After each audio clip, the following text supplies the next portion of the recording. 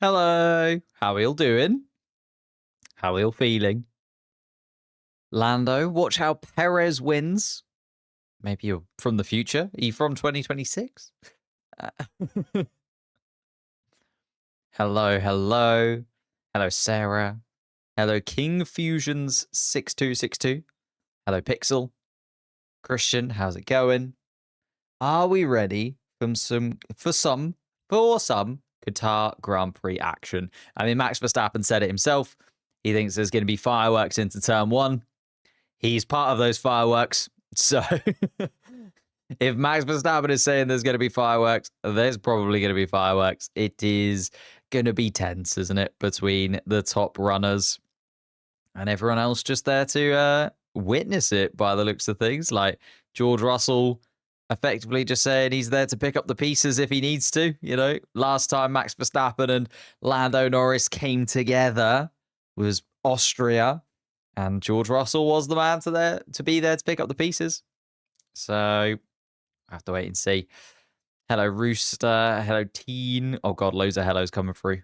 I've missed them. Hello, Neo somewhere. Nils maybe. I missed them. I'm sorry. They went so quickly.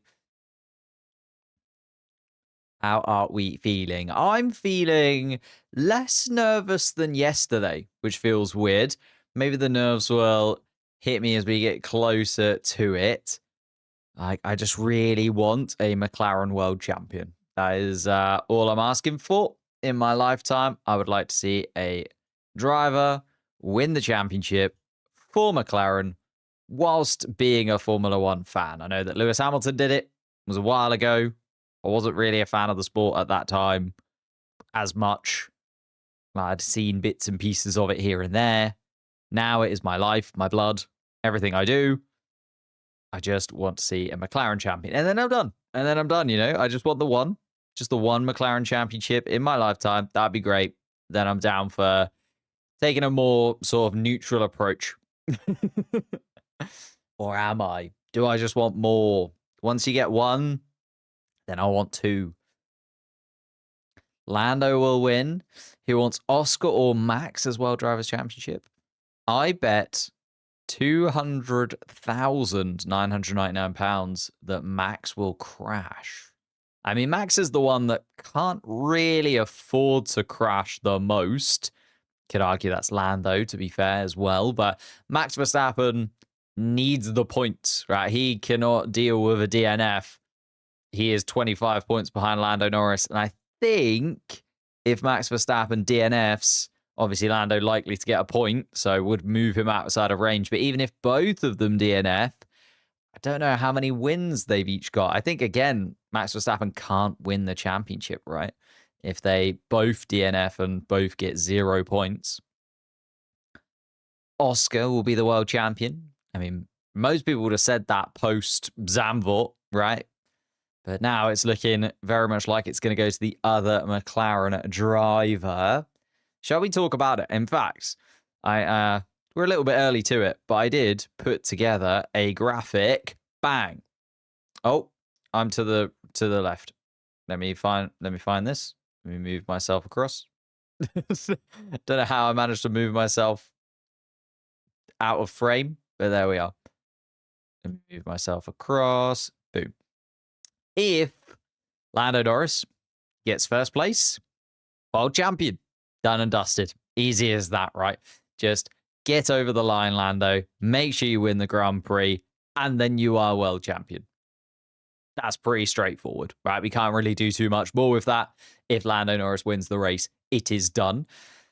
Second place is more interesting. If Lando Norris does come second in this Grand Prix, which is where he is starting this Grand Prix from, he will only win the championship if Piastri is fourth or lower. I just can't see that happening.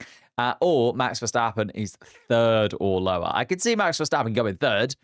I don't know if I can see Oscar Piastri coming fourth in this one. He was very, very quick in the sprint race and managed to win the sprint race yesterday and has got 2 pole positions to his name this weekend. Feels like Piastri unlikely to come fourth or lower. Then if Lando Norris does lose out to Max Verstappen, say he comes third in this Grand Prix, he needs Verstappen to be fourth or lower and Piastri to be fifth or lower in the standings.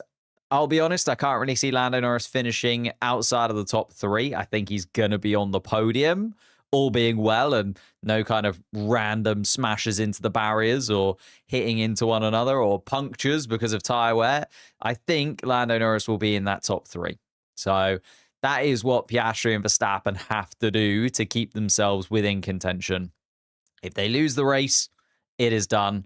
If they can keep Lando Norris at bay into at least second or third place, then they can both remain. Well, actually, second place they can't, because surely that would mean at least one of them has missed out in one way or another. So realistically, if we want a triple header title fight going into the final round of the season, we kind of need Max Verstappen to do Max Verstappen things. We need Max Verstappen to get past Lando Norris, maybe even put Lando Norris off enough that he allows one of the Mercedes cars to sneak by as well. And then we've got Lando Norris under real pressure, right? Lando Norris then needs to maybe make a move, needs to make an overtake, or he is losing ground. He will still be leading the championship, but he'll be losing ground to those two guys behind him, and making Abu Dhabi a much more of a spectacle for everybody. But Lando hate is forced, but Piastri is equal to Lando, in my opinion. I think certainly this weekend, Piastri has come back to his form. He did just have a few weekends, didn't he, Piastri? Like, well, I say a few weekends. It was a good sort of 6-race stint, kind of Baku onwards until this weekend, where he just did not look comfortable inside of that McLaren car, did not look happy of how the car is balanced, and just couldn't get the pace that now seems to be back once again. Like, that pole position lap from him yesterday was phenomenal. Like, one of the best laps you are going to see. If you watch the onboards of Oscar Piastri's pole lap, he gets every single millimeter out of that car. Like, he is very, very impressive. And you can just see his confidence is back once again. So Piastri looking very, very good this weekend. But as I say, Lando Norris can win the championship. If Lando Norris finishes 9th or lower, then of course it does continue on to Abu Dhabi, because he cannot get himself above 25 points from Oscar Piastri. Even if Oscar Piastri finishes outside of the points, he is 22 points behind his championship rival and teammate. Fun fact, since 2018, everyone who has won the Abu Dhabi Grand Prix, the next season, they've won the championship. Is that so? That's a very interesting fact. Well, Lando Norris will be looking at that and licking his lips, because Abu Dhabi went really wrong for both Piastri and Verstappen last year, mainly because Verstappen hit into Oscar Piastri at the start of the Abu Dhabi Grand Prix in 2024. So it's looking like the favor is in Lando Norris's favor. The title is in Lando Norris's favor for now. When is the race starting? It's starting in 51 minutes. 51 minutes from where we are right now. But they are the variations on the Lando Norris championship that could see him lift the championship today in Qatar, or see it roll over into Abu Dhabi in a week's time and see Lando Norris with another 7 days to wait until he possibly lifts his first World Drivers' Championship. Could also then be his teammate Oscar Piastri that manages to do it, or even Max Verstappen for the 5th time in his Formula One career. It would be an incredible, like, as a McLaren fan, I kind of want it to be done and dusted today. I want Lando Norris to win this race. I want Lando Norris to win this race and just have this championship sealed up. Like, as a McLaren fan, is then done. We've got it. It's in the bag. Take it home. 2026. Welcome. But as a Formula One fan, and as someone who, enjoys the drama of the sport, going into Abu dhabi, a 3-way title fight would be the absolute dream, right? It's what we kind of saw as kids. I remember the 4-way title fights. What was it? Hamilton, Webber, Vettel,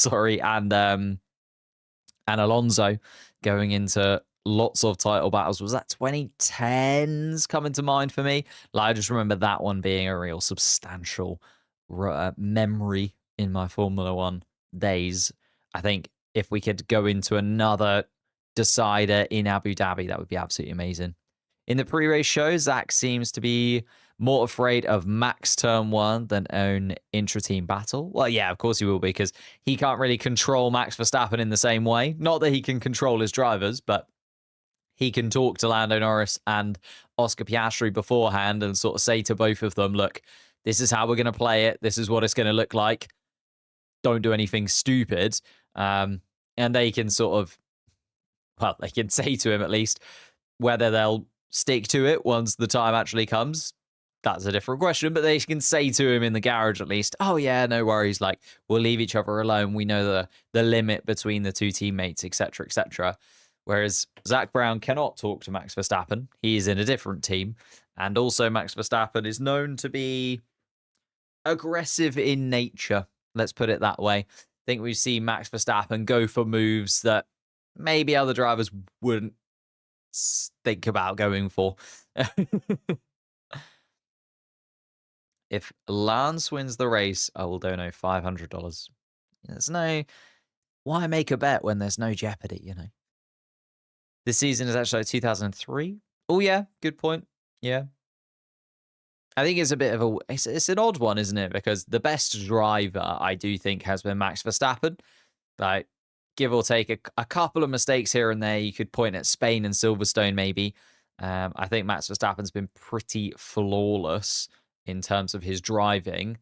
Say that Lando Norris has also been quite unlucky at points. You could say that the DNF or the disqualification, last time out in Vegas, not really his fault. Like, the team had just set the car up slightly wrong.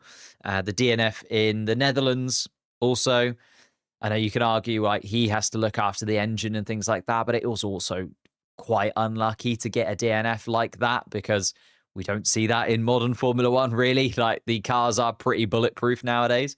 But you could argue, yeah, Lando's kind of been a little bit unlucky. Plus, he's thrown away a few points himself, right? You could look at Canada where he smashed into the back of Oscar and be like, that is all you, Lando. Like, you have cost yourself there. So it is interesting. Like, there's definitely been ebbs and flows throughout the season. In fact, I can share with you this little graphic here that we talked about the other day. Like, this just goes to show those ebbs and flows throughout the season. It started off really strong for Oscar Piastri and Lando Norris. They were clear of Max Verstappen in the first 7 races. Verstappen had sort of shining lights, didn't he? There were a few races at the beginning of the season where it was like, well, maybe can he get himself back in it? China, where he... No, was it China? Sorry. Japan, where he won the race, wasn't it? Japan, where Max Verstappen came out on top. And we were like, okay, Max Verstappen's at least keeping himself within touching distance. Maybe, just maybe, if the Red Bull car comes to life or things change, it can go his way. But then you look at that second part of the season, Lando Norris and Oscar Piastri just slightly interchanging there. Lando Norris getting the slightly better form in that second 7 races by 4 points to Oscar Piastri. Piastri still leading the championship, though, and it did feel like it was very back and forth, didn't it? Felt like Lando would win a race, then Oscar would come back and win the next race, then Lando would win a couple, then Oscar would win one, and it was very back and forth between the two McLarens in that middle stint of the season, where we had the European races, right? Race 8 to race 14. That's where Max Verstappen really dropped off. You look at the fact he scored 124 points in the first 7 races, and then half of that, 63, in the next 7 races. And that was that stint of the season where I think most kind of said, maybe Verstappen is kind of out of it now. You look at that Spain incident. I think that doesn't happen if Verstappen is in a quicker car and in a better place in the championship. I think he's thinking about it a little bit more, whereas it's just that, like, the red mist descended on him, didn't it? The fact that Max Verstappen then drove into the side of George Russell. You know, he cost himself points there as well. The fact that Charles Leclerc also outscored Max Verstappen in that middle stint of the season. just seems ridiculous to me now. Like, it seems such a long time ago that Charles Leclerc was actually picking up podiums inside of that Ferrari every now and then and doing a fairly decent job in the Scuderia. Interesting that George Russell, like, maintained, right? He was 4th fastest in all of the season so far.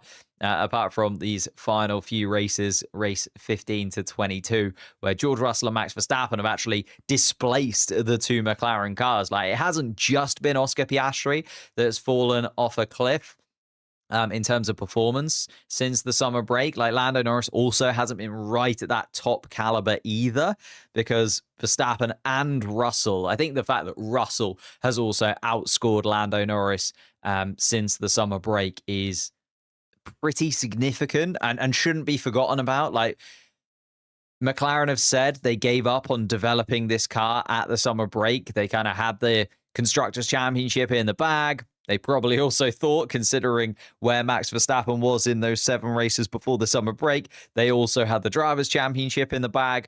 So they decided to stop working on the McLaren car. And I think it's come back to bite them. You know, you look at Max Verstappen, the Red Bull team have said they kind of kept going, particularly with Max Verstappen's car over Yuki Tsunoda's, and they've pushed Max Verstappen to then picking up 179 points. That's better than Oscar or Lando were capable of doing in the 7 races at the beginning of the season, or the middle 7 races either. So it's very, very impressive from Max Verstappen, the fact that he has had that big of a jump. You look like nearly 100 points gained on Oscar Piastri. In fact, since Zandvoort, it has been over 100 points gained on Oscar Piastri, right? 104 points. He's crawled back into championship contention. But I think that segments the season quite nicely and just kind of shows you that all of these drivers have had their ups and downs, as much as a lot of people are flaming Oscar at the minute.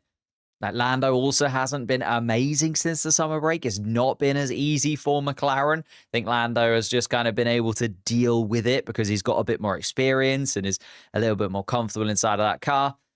Whereas Oscar Piastri, 82 points since the summer break, obviously added 8 to that yesterday, so 90 points since the summer break now. But still, like, not enough and nowhere near the 146, 138 that he was getting before the summer break. Love the fact that Lewis Hamilton also kind of clinging on there.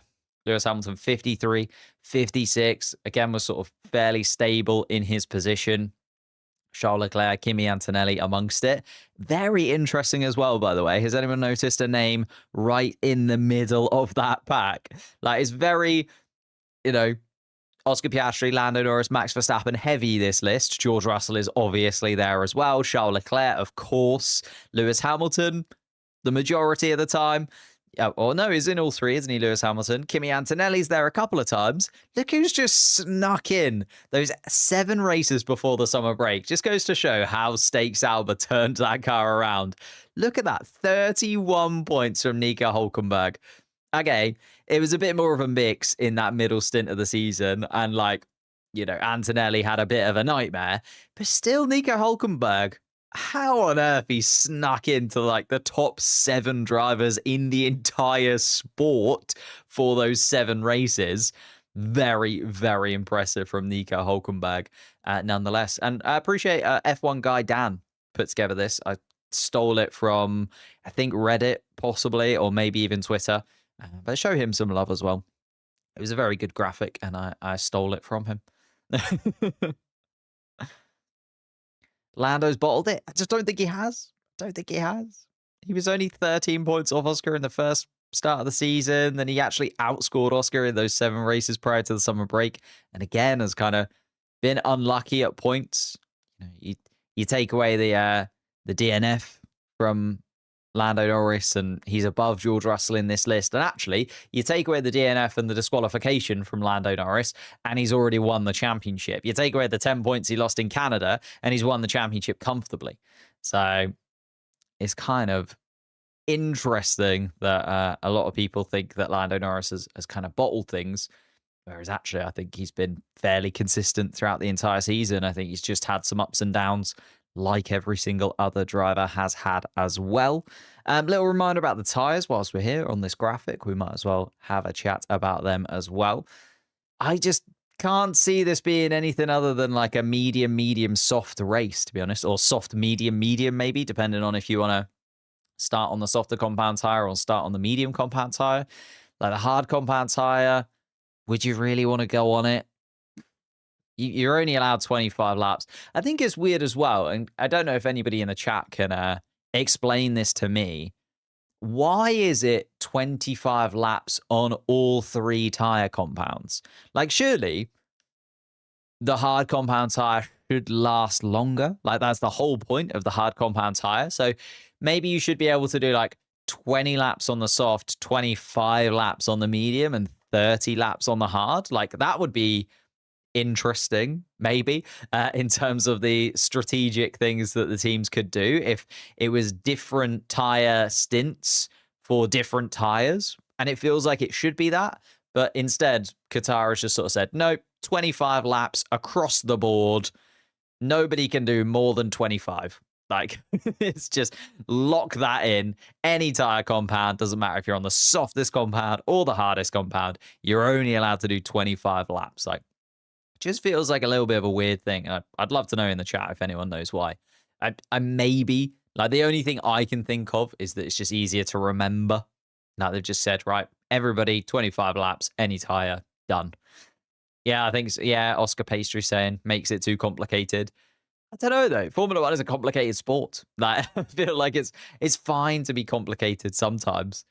But then I suppose if you especially because I feel like a lot of people jump on at this stage in the season. Like, I even see it with these live streams and stuff like that. Towards the middle of the season, people do kind of dip away a little bit. They maybe catch the highlights or catch up on the races here and there. They don't really stick with it in the way that some of us do, and then kind of rejoin as the hype towards the end of the season gets going once again. So maybe for those people jumping back into Formula One that aren't like super dedicated to it, it would be a little bit difficult to understand. Starting on the soft, maybe pitting early, so you might lose on an early safety car. That's very true. Yeah, start on the medium tire, go a little bit longer just in case there is an early safety car. Feels like if there's going to be a safety car, though, it's going to be turn 1. It's going to be very early on rather than later on in the Grand Prix. Although you say that, you know, if the driver's starting on the soft compound tires, maybe do go a little bit too far and those cuts in the tires cause some issues, or there's some punctures that we see and somebody spins out or goes through one of the gravel traps, we could certainly see a safety car at some point. Then if you've started on the medium tire, you can pit under the safety car conditions. That's another thing that I think is playing into the favor of Oscar Piastri today. So if we do look at the grid, and we'll go through it in a bit more detail later, but if you look at the grid right now, Verstappen obviously will get the benefit of having the maximum strategy advantage over everybody else around him, because Piastri and Norris have got to worry about each other. Russell and Antonelli have got to worry about each other. Max Verstappen is there on his own, and therefore he can just go for the absolute optimal strategy. Like, they'll have done simulation after simulation after simulation, and Max Verstappen can just go for the perfect strategy for him. Piastri, though, if he can maintain the lead, of course, there's a lot of ifs here, but if Piastri can maintain the lead at the start of the race, then he has the optimal strategy at McLaren. So Lando Norris is going to be slightly put out by that, which is why I think Lando Norris is going to have to go for the lead early. He's going to have to get ahead of his teammate before the pit stops come around, because trying to do it within the pit stops, well, Piastri is always going to be able to dictate who and where and when and how these pit stops happen. So I feel like Lando Norris kind of has to get it done out on track rather than worrying about pit stops, where Verstappen doesn't. Verstappen can use the pit stops to his advantage. Maybe he doesn't get ahead of Lando Norris straight out of the gate. He can make up the position on Lando Norris later on in the Grand Prix with those 2 pit stops having to play, especially because we know that McLaren have not had amazing pit stops in the last few races. So they've got to do 4 of them, whereas really Red Bull have only got a properly nailed 2 pit stops. Like, no offense, Yuki Tsunoda, but if you have a slow pit stop, I'm not sure anybody at Red Bull is going to really matter that much, like is going to really care that much substantially, like considering where Max Verstappen is in all of this. It's Max Verstappen that they're going to have their eye on. And then Russell and Antonelli is also an interesting one because like Russell, I suppose Russell will have the ability to dictate anyway. I don't know though. We saw in Mexico when Antonelli got ahead of his teammate and then Russell was on the radio like, why isn't he getting out of the way? And the team were like, look, you're racing each other. Your teammates, yes, he's inexperienced, yes, but doesn't matter. I think Russell there will also have that optimal strategy, which Lando Norris needs to be worried about. Like that's why I'm worried for Lando Norris in this, because everyone around, or the Piastri, Verstappen, Russell will have the optimal strategy. And then Lando Norris, as it stands, will have the slightly suboptimal strategy because he's going to have to work around Piastri, who is going to be able to dictate when he wants to come in. How much time until the race starts? 33 minutes. 33 minutes. Thank you for all the new subs. Yeah, a few subs coming through there and some followers over on Twitch as well. I think we have surpassed 700 followers on Twitch, which is insane. We're on 732 followers on Twitch. If you are on the YouTube chat, but maybe you have a Twitch account as well, you can follow us over on Twitch too. That'd be absolutely amazing. Also, if you've got Amazon Prime, by the way, like you get a free Twitch subscription every month. And like you could just let Jeff Bezos keep that money, but I think he's got enough. So if you've got an Amazon Prime and you've got a Prime subscription, head over to the Twitch channel. Like even if you're not a Twitch user, but you've got an Amazon Prime subscription, you should use that and use it on me. Like that. You should definitely be using your Twitch Prime and you should definitely be using it on our channel. And also, if you're joining us on the short stream, thank you so much. Appreciate it. Thank you for stopping by. Join us on the mainstream, though. Mainstream is where it is really at. Short stream's all right. Short stream's good. But, like, you know, up your attention. Get over to the mainstream. What are McLaren fans saying? I mean, as a McLaren fan, I would more than love just Lando Norris to win this race, win the championship, brush it under the carpet, go into Abu Dhabi, and it be done. I'd be very, very happy with that indeed. I'd probably lose my head. If anyone was here for like Miami last year where Lando Norris won it, you'll know I can lose it if things go well for Lando Norris and McLaren. This year's been a little bit different because heart palpitations have been through the roof a lot of this time. And whilst we're here, if you could also leave a like on the stream, that'd be absolutely amazing. But we're about half an hour away. We'll talk through the grid a little bit later on. And we were talking through the tyres. And in fact, there was one more thing. Oh, yeah, there was one more thing that I wanted to show you, which was a little bit of a debate around the gaps between the drivers in qualifying. Because saw a lot of heat coming, like Yuki Tsunoda's way. And then I actually looked into it. And I was like, Yuki Tsunoda didn't do horrendously compared to Max Verstappen in Q1. He was less than 0.3 of a second away from Max Verstappen. And I think that just goes to show like how competitive the grid is this year. I was so flabbergasted when I saw this. Like Yuki Tsunoda is actually closer to Verstappen than Ocon is to Behrman or Hamilton is to Leclerc. And yet Yuki Tsunoda qualifying in 16th place. Like qualifying this year has been so good, like so competitive. It is insane. The fact that the two RB boys are really close to each other as well, kind of who is going to get that seat at Red Bull next year, because Yuki Tsunoda does feel like he is going to fall away from it. Hadjar looking very, very good for it. Hadjar earlier on in the week saying that he knew what was happening next season, and like he just can't tell everybody yet because there's been no official announcement.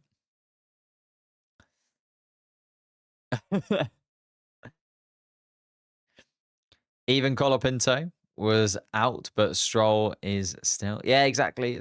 Well, Stroll and Colapinto, it's very similar gap. 0.456 and 0.460 between Gasly and Colapinto versus Alonso and Stroll. Just goes to show again, like that gap between Alonso and Stroll is ridiculous almost every single weekend. Hamilton as well, though. Hamilton only 0.3 of a second off Leclerc. Like, go back a couple of seasons, and 0.3 of a second behind your teammate is like, that's fine. Like, that's okay. And you'd probably be able to sneak through into a Q2 session, and then you'd have time to be able to actually improve. But nowadays, if you're 0.3 of a second off your teammate, you're gone. Like, you just are gone. It is insane. Like Carlos Sainz as well. Like, that was Q2, to be fair. Albon did at least make his way through to Q2. But again, over 0.3 of a second behind Carlos Sainz, gone. You're going to be out. Like, 0.3 of a second is too big of a gap now. You need to be within 0.2, really. You know, Russell, Hulkenberg, Piastri, Hadjar, and then their teammates Antonelli, Bortoletto, Norris, and Lawson within 0.2 of a second is the only way to really make it through in qualifying. Even though Hulkenberg and Bortoletto both dropped out in Q2. But that just goes to show that the car's pace is there, right? Both of the stakes hours dropping out in the same session at least goes to show, right, that's kind of where they are. You look at like Hamilton dropping out in Q1 versus Leclerc getting through to Q3. And the same with Gasly, like Gasly getting through to Q3, Colapinto dropping out in Q1. Like, that's damning for both of those teammates, really. And does not look good on their records as we go into the final race of the season. Although, as I say, everybody locked in for next season, apart from the Red Bull second seat and the 2 Racing Bulls cars. So we'll have to wait and see. I'll give a little update for those of you joining us a little bit later on what Lando Norris needs to do to win the championship. We did talk about it a little bit earlier, but I'll just run through it once more because there's a few more people in the chat now. So if Lando Norris finishes first, he will win the championship. It is done and dusted. Nothing to fight for come Abu Dhabi. If he finishes in second place, he needs Piastri and Verstappen to finish 4th and 3rd, respectively. And then if Lando Norris finishes on the podium in 3rd place, he needs Piastri and Verstappen to drop down even further to 5th and 4th, respective of one another. Lando Norris can still win the championship, believe it or not, if he finishes in 8th place. He just needs Piastri to finish outside of the points and to finish ahead of Max Verstappen. If he finishes 9th or lower, he cannot win the championship because at least Oscar Piastri will be within 25 points of the Briton. Am I British? I am indeed. But that is what Lando Norris has ahead of him. Didn't think he was going to be him who had the championship in his hands going into the final 2 races of the season. I still thought we would be at a point here where Piastri was 3, 4, 5 points ahead, and we'd be talking about the different permutations moving into Abu Dhabi. But no, Lando Norris, a sublime couple of race weekends for him, has meant that he is right up there, taking the championship lead in Mexico, then doing very well in Brazil again, just managing to put it where he needed to, right? Put the car in exactly the right spots. And actually, Lando Norris can win the championship if he just finishes 3rd in both Grand Prix. And when you've got 2 championship rivals and you've got to finish 3rd, unless, you know, a George Russell or a Kimi Antonelli really gets involved in it, it's going to be Lando Norris who takes the championship win. Why don't I go see the Qatar Grand Prix? I mean, not many people go and see the Qatar Grand Prix. It's one of the least attended Grand Prix, maybe even the least attended Grand Prix, I think, on the Formula One calendar. They pay a lot of people to go to the Grand Prix. It's the way that it normally works. Like, you'll see a lot of the celebrities out there in Qatar, but a lot of them have been asked to go rather than the other way around and paying for the privilege. Can you tell Russell and Yuki to kamikaze both McLarens? I mean, Yuki Tsunoda's going to struggle from where he's starting the Grand Prix to kamikaze and McLaren. It's going to be quite a blatant move if Yuki Tsunoda screams past, 12 cars to get anywhere close to the drivers towards the top end of the grid. Why do people not go? It's just not really an incredible Grand Prix to go and watch, to be honest. It's one of those, like, there's a little bit awkward to get to. It doesn't have the fan base yet out in Qatar. It's very, very hot. Like, there's a few things that just kind of play against it. Not being one of the most most visited Grand Prix on the calendar. Like you look at say the grandstands in Qatar versus the grandstands in somewhere like Spa or Monza or even like Austria.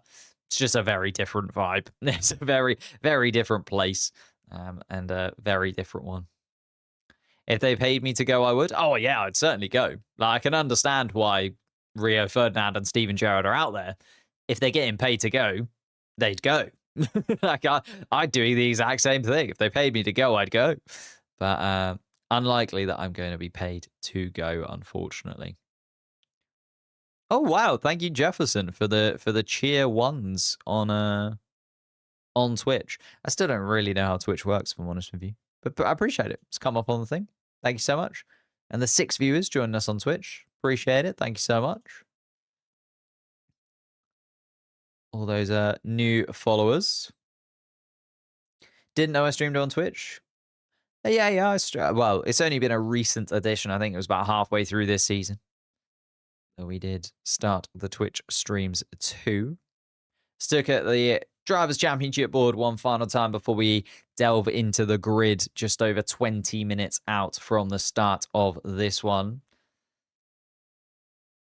We have got Lando Norris, 22 points to the good from Oscar Piastri. Despite Piastri winning the sprint race yesterday, Norris was still able to come home in 3rd place. So it was only a 2-point swing for the Australian. Verstappen, then 371 points, 25 points adrift of Lando Norris. If Verstappen finishes behind Lando Norris, he will be out of championship contention. So as much as Piastri can kind of finish in and around Lando Norris and still just about be there, it is Max Verstappen who really needs to finish in front of the Briton if he wants any chance of being in Abu Dhabi with an opportunity to win the championship. George Russell in a little bit of a no man's land. Like we looked at the statistics throughout the season, George Russell has been pretty consistently the 4th fastest car out on track. He was 4th in terms of points scored across the entire first half of the season as well. Has actually outscored both of the McLarens since the summer break, but still finds himself in 4th spot at the moment. Charles Leclerc and Lewis Hamilton just waiting for this season to end in 5th and 6th place. Charles Leclerc, quite a distance from Lewis Hamilton now, actually. I hadn't realised quite how big of a gap that had become in the second half of this campaign, but Leclerc now 5th, Hamilton 6th, and Kimi Antonelli closing in on the back of Lewis Hamilton. 12 points for Kimi Antonelli to get ahead of the driver he replaced, and as much as Lewis Hamilton, I don't think would care, I think Kimi Antonelli certainly would. If he could finish above Lewis Hamilton in the driver's standings, that would be a pretty big statement from Kimi Antonelli in his rookie season of the sport. And a sport where, in a season where it went very wrong for him in the middle portion. Alex Albon's going to finish best of the rest. I know that Isaac Hadjar can technically still catch Alex Albon. If he wins both Grand Prix, he'll be on 101 points and he'll take 8th place from Alex Albon comfortably. But I can't see that happening, and I think Isaac Hadjar is going to finish in 9th place or lower. I would think 9th place, because looking at it, Hulkenberg, Sainz, do I think that they're going to be able to pick up the couple of points advantage needed on Isaac Hadjar? I think Hadjar will be quite strong in Abu Dhabi. We know the Racing Bulls car is usually pretty strong in Abu Dhabi, and Hadjar has been very strong there. He had a pretty poor F2 race there last year. I was going to say he was pretty strong in Abu Dhabi last year, but he had that problem where he stalled on the grid, didn't he? But he was very strong in F2 last year. He was in the championship fight up until that point, bless him, Isaac Hadjar.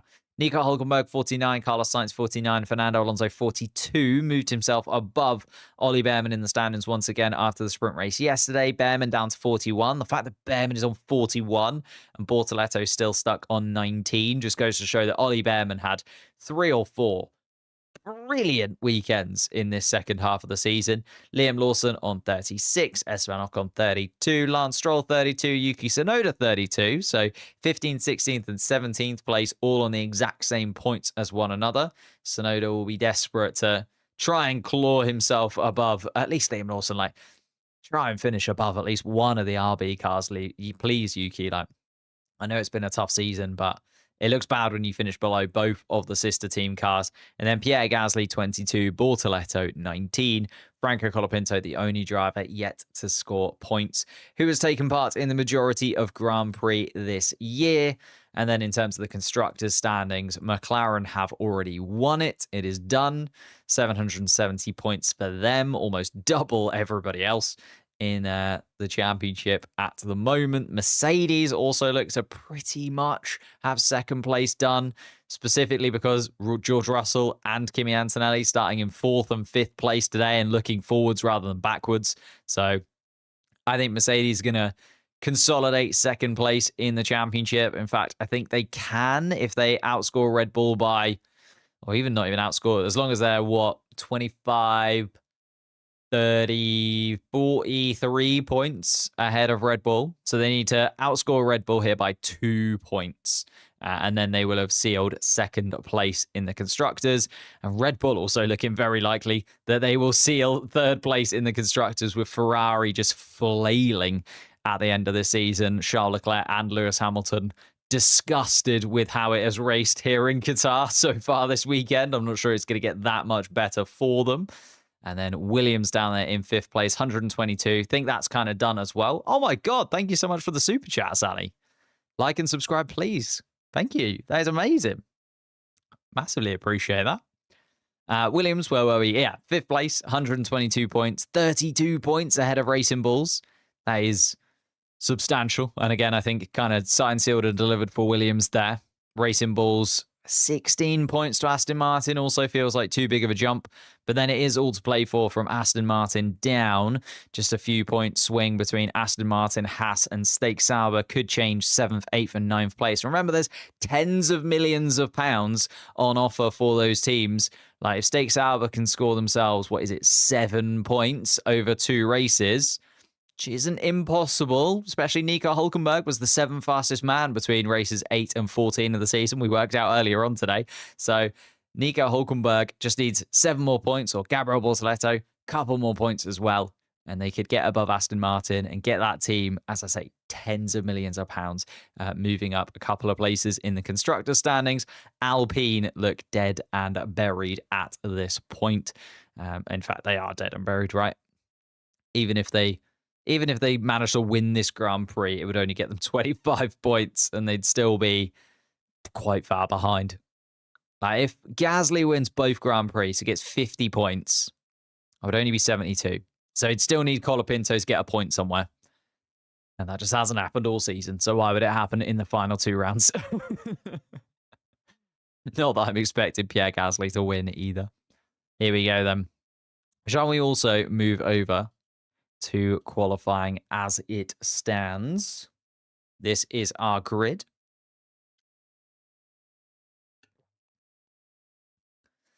Can I show the race, please? Sort of, but not really. But we are only a quarter of an hour away from the possibility of Lando Norris going on to win his first World Championships. He takes his spot for the national anthem. Of course, the national anthem starts 16 minutes before the formation lap. Lord only knows who made that decision, that like 16 minutes is the exact gap that we need between the formation lap and the national anthem of whatever place we are in. But they are the rules. All the drivers have to be at the front of the grid for it. All of the teams have to stop working on the cars just for a moment and stand for the national anthem. What is the Qatari national anthem? Have I ever heard it before? Other than a Formula One race? I don't think so. You going to pay for those streaming rights like $1 bajillion? Yeah, I can't remember how much it was. How much is Apple paying for Formula One in the US? It is an obscene amount of money, isn't it? It's like hundreds upon hundreds of millions of pounds. And that's only for like a couple of seasons. So unfortunately, I do not have the streaming rights that Sky have in the UK or Apple have now in the US, I think from 2026 onwards. But the national anthem is being played. There is George Russell alongside Lando Norris. There's a little bit of a weird interaction between them.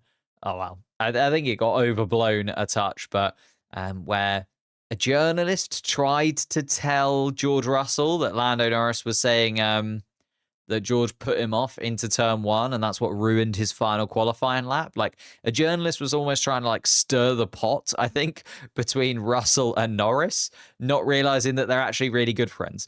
And then they bumped into each other, and they obviously found out this journalist was just stirring the pot. And there was just a weird interaction between them. It was a very, very odd moment between Norris and Russell. Worth looking up, but just funny more than anything else. George Russell, though, is right there. Will he do his friend a favor? That's the thing. You know, they're friends when the helmets are off. If George Russell manages to sneak in front of Lando Norris, will he do his friend a favor and maybe shuffle to one side or make a mistake along the way somewhere in this Grand Prix? I don't think he will. I think George Russell will want as many points on the board as possible. 750 million for 5 years. It's not as bad as I thought it was, actually. I thought it was less than 5 years, but 750 million is still not something I've quite got in my pocket. I mean, if anyone's got, you know, a super chat in them and they'd like to get us closer to the 750 million that we need, that would be amazing. Or you can support us through other means. You can go over and support the Crash Abbey podcast through the Patreon that we've got over there, or just by watching everything. Like, just watch every video that I ever put out all the way through. Leave likes on it. It's the best way to support me. I think George was kidding, but Lando thought he was being serious and got annoyed. I think it was just a weird interaction between the two of them, I see. It was just funny to watch. Like, I think they kind of forget, or that journalists maybe kind of forget, or people kind of forget that actually Norris, Albon, Russell are all really, really good friends. Like, they've known each other for so long, and they spend quite a lot of time with each other outside of the Formula One tracks as well. So, in the same way that like Gasly and Leclerc spend loads of time with each other, and Leclerc and Sainz still spend loads of time with each other. Now, they all will have chats about what goes on, and I'm sure they know that the media is sometimes just got to be ignored, especially when it is getting towards the end of the season and tensions are high between those. Who do I think will win the race? I think Piastri has just been stunningly quick this weekend. I think it's going to be very hard for Lando Norris if he can't get ahead of Piastri straight away, because Piastri is going to have the benefit of the optimal strategy inside of the McLaren garage. Like, if you're the leading McLaren, you are allowed to dictate. We saw it in Monza, for instance, where Lando Norris was asked over the radio, like, if he was going to allow Oscar Piastri to pit before him, basically. And Lando Norris did at that time. But we could see something similar, where Piastri almost gets to dictate when Lando Norris gets to pit, and how his races run. You want to know something? I'm an F1 fan like you. I would imagine so. Like, otherwise, I'd question why you were here for the penultimate round of the Formula One season. But yeah, I think Piastri starting first, likely will finish first. Has had such good pace this season. Has Oscar Piastri has done a really, really good job at kind of reclaiming a bit of the pace that he had earlier on in the year, considering the pressure was so high on him to deliver this weekend. I could have easily found himself out of the title race, going into Abu Dhabi by a considerable chunk. Still could find himself out of the title race going into Abu Dhabi, but at least he can keep it a little bit in his hands, right? He's got the opportunity to outscore his teammate and do it, and actually is right there. Whereas if he'd have qualified down in 5th or 6th place, like we've seen him qualify in the last couple of races prior to Qatar, I think it would be championship over for him. So the pressure was on. Piastri delivered. I think he'll do it again from pole position. Lando Norris is an interesting one, starting on the second spot on the grid, on the slightly dirtier side, you could argue as well. It's going to have it's going to have Max Verstappen to contend with. We saw in Vegas that when Verstappen is alongside Norris, Norris often has eyes for the Dutchman and sometimes forgets his braking zones because of it. So Lando Norris, I think, just needs to remain cool, calm, and collected, needs to not get baited into anything by Max Verstappen, because actually third place is good enough for Lando Norris. Like, if Lando Norris comes third in Qatar and then third in Abu Dhabi, he wins the championship. Like, there is no way of anybody else catching him, because that could only be a 20-point swing in Piastri's favor, for instance. If Piastri wins both races, that's only a 20-point swing in his favor if Lando Norris comes third in both races. And that still puts Lando champion by 2 points. So Lando just needs to remember that and actually think to himself, even if I drop down to third, that is fine. Like, I can deal with that. It's then if he gets baited into something by Verstappen, who's starting in third place, which then also costs him in terms of where George Russell is, or maybe even in terms of like Antonelli or Hadjar behind. I think that's the other thing playing massively into Lando Norris's favor, is the Ferraris are so bad. I think if it was a Charles Leclerc behind, you know, in a Ferrari that was fairly decent, then it would be a very different story to an Isaac Hadjar behind, for instance. I think it's just a different... I know Isaac Hadjar is still very competitive and very quick. It just doesn't feel quite the same, doesn't have the same emphasis behind it as if it was a Charles Leclerc he had to get past in a Ferrari car rather than an Isaac Hadjar in a racing bull. But I think, yeah, Lando Norris just needs to remain cool, calm, and make sure he doesn't get, like, even if he loses position to Verstappen, just kind of let it go. I think he can just let that one go. Then George Russell starting in fourth place. You know, will George Russell do Lando Norris a favor? I don't think so. I think he'll be fighting for every single point that he can possibly get. We know George Russell is very, very competitive. He's a very different man when he's inside of the car versus outside of the car. And I think George Russell could play a little bit of a part in this championship. Obviously, if Lando drops down to fourth place, that is not good enough, because Piastri could have a big enough swing to then be within contention of, if Lando Norris then comes third in Abu Dhabi, he would no longer win the championship. And when Verstappen is still in the mix, that then becomes a problem for Lando Norris. So Norris needs to be okay with dropping to third, but not okay with dropping to fourth. Like, it's a little bit of a tightrope act that Lando Norris has got himself in this Grand Prix. Then Kimi Antonelli starting on the third row of the grid. Very solid qualifying from Kimi Antonelli after a very impressive Grand Prix in Vegas. I'm expecting big things from him. You know, at least he's not starting from 16th place this time. Do I think he'll be able to, you know, keep up with the likes of Verstappen and Russell ahead of him? Probably not. I think just because of the tyre management required here in Abu Dhabi. So I think it's going to be tough for Kimi Antonelli to move forwards, but certainly can stick to fifth place and again, like, close that gap on Lewis Hamilton in the drivers' standings. So Kimi Antonelli will also want as many points as possible. And then Isaac Hadjar is starting in sixth place, best of the rest, trying to consolidate that ninth place in the Drivers' Championship. He did say at the beginning of this weekend that's kind of his goal for the last two rounds of the season. He really does want to hold on to ninth place. Would have hoped it was more, obviously, at the beginning of the season, but a rookie season where you're best of the rest except one, and that one being Alex Albon, who started this season on fire and was ridiculously quick compared to the rest. I think, you know, if you're Isaac Hadjar, you can kind of take that. And actually, if you're Red Bull, you can be very, very impressed with Isaac Hadjar finishing ninth in the driver's standings. He could pretty much consolidate that with a good finish here. Carlos Sainz also running for that ninth place, though, just starting behind him. It's an all-Spaniard fourth row as Carlos Sainz and Fernando Alonso start in seventh and eighth place. They're both kind of fighting again for that best of the rest outside of Albon in the Drivers' Championship, but Alonso kind of said his season feels like it's a little bit done. He's more so looking at 2026 and what could happen there with Aston Martin, knowing that his career is also starting to come towards a close. Feels like 2026 will likely be Fernando Alonso's last season. He's kind of hinted at that pretty substantially. Unless things change dramatically, he will be out in 2026. And of course, a baby on the way now, Fernando Alonso. That has been confirmed by Italian media, I want to say, which seems odd considering he's Spanish, but there we are. The Italian media confirming that Fernando Alonso soon to be a father at the age of 44. And then finally, inside of the point scoring places, just about Pierre Gasly dragging that Alpine to a Q3. He's actually qualified fairly well this year as Pierre Gasly. I know he's only got 22 points on the board, but has actually been in Q3 more times than the likes of like Nico Hulkenberg, for instance, or Liam Lawson. Like, he's been in Q3 quite a few times as Gasly. I think it's 10 times across the season.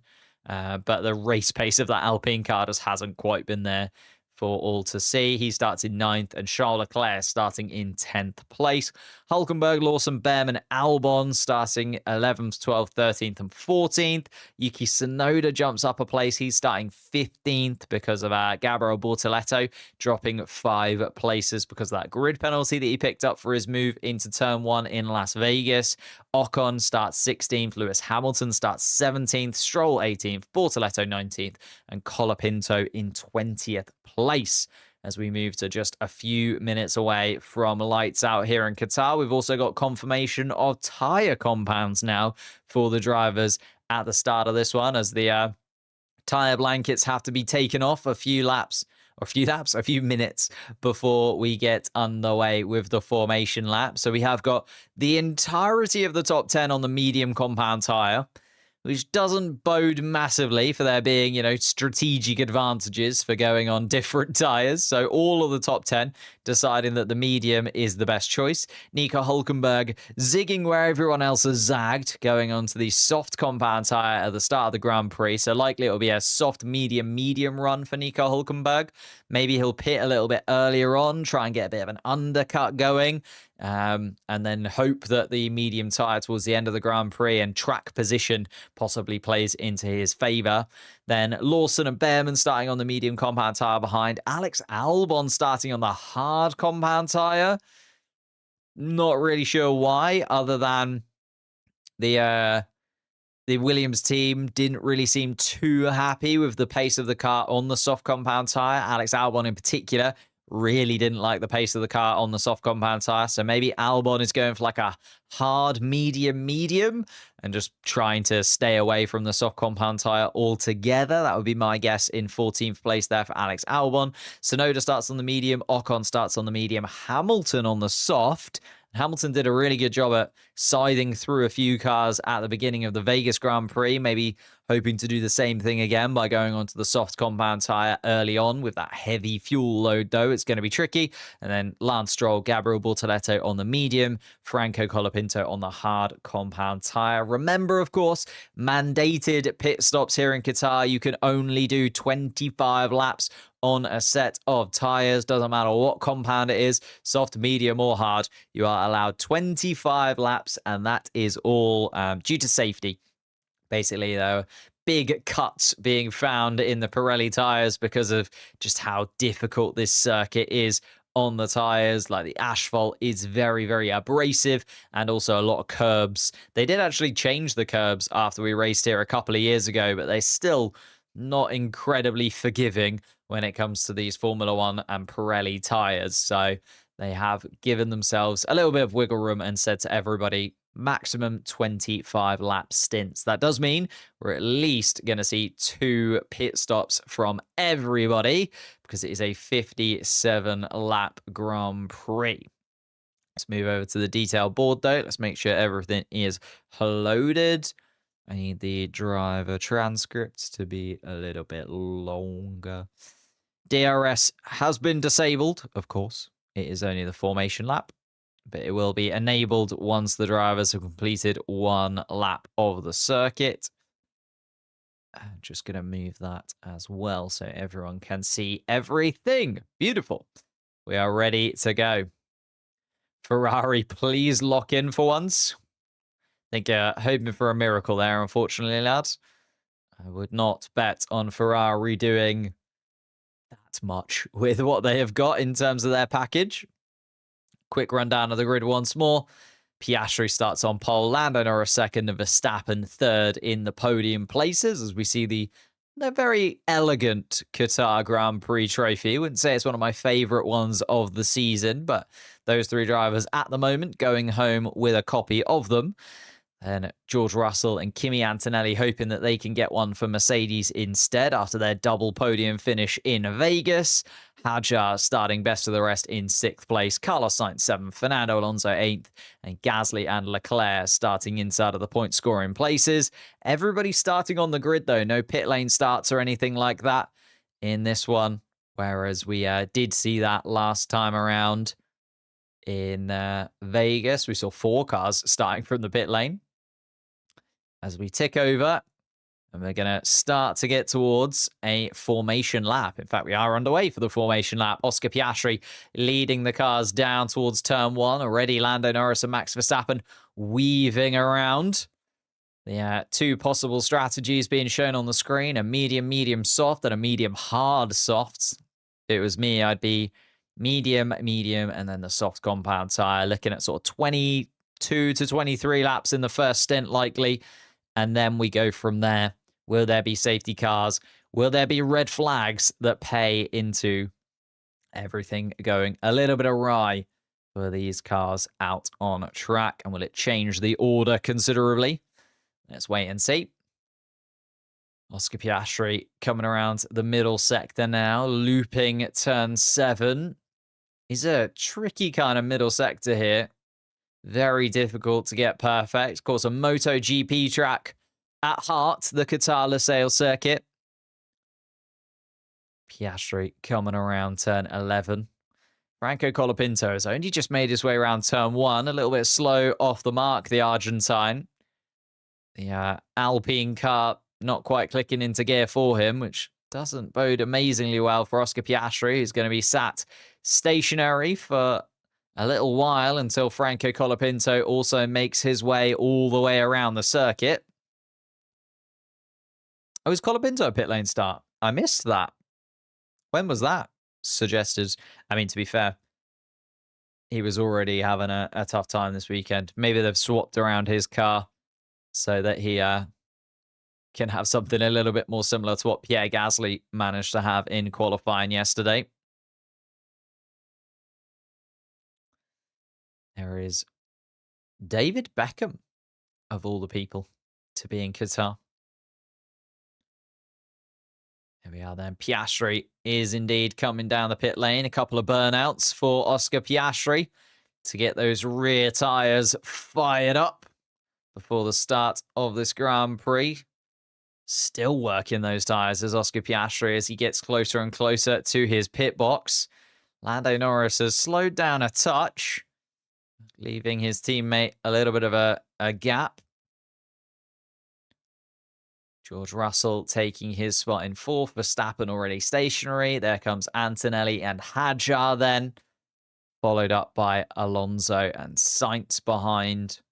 Gasly and Leclerc come to a stop. Colapinto does indeed pull into the pits.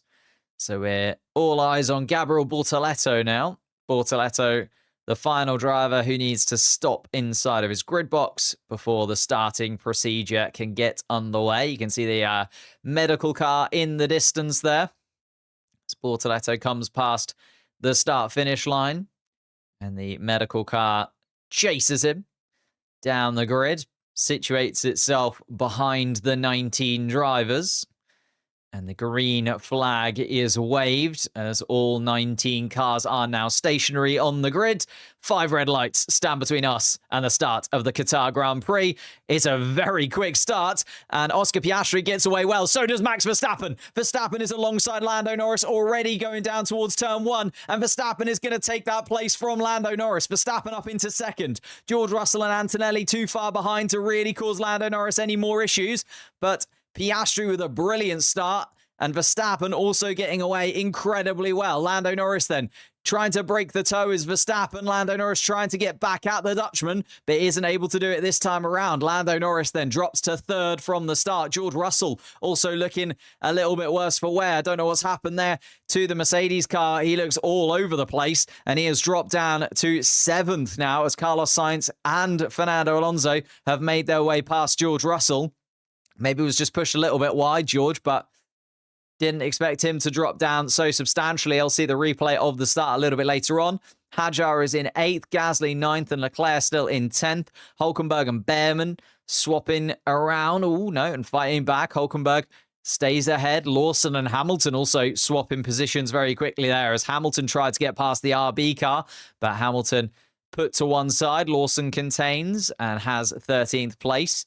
Ocon 15th, Tsunoda 16th, Albon, Stroll, Bortoletto, and Colapinto at the back of the pack. But as we come around turn 16 to start the second lap of this Grand Prix, Oscar Piastri has got it all under control. Max Verstappen over a second behind, so no DRS for the Dutchman, and also no DRS for Lando Norris. It is Kimi Antonelli, the closest driver to their next competitor in terms of that top 10.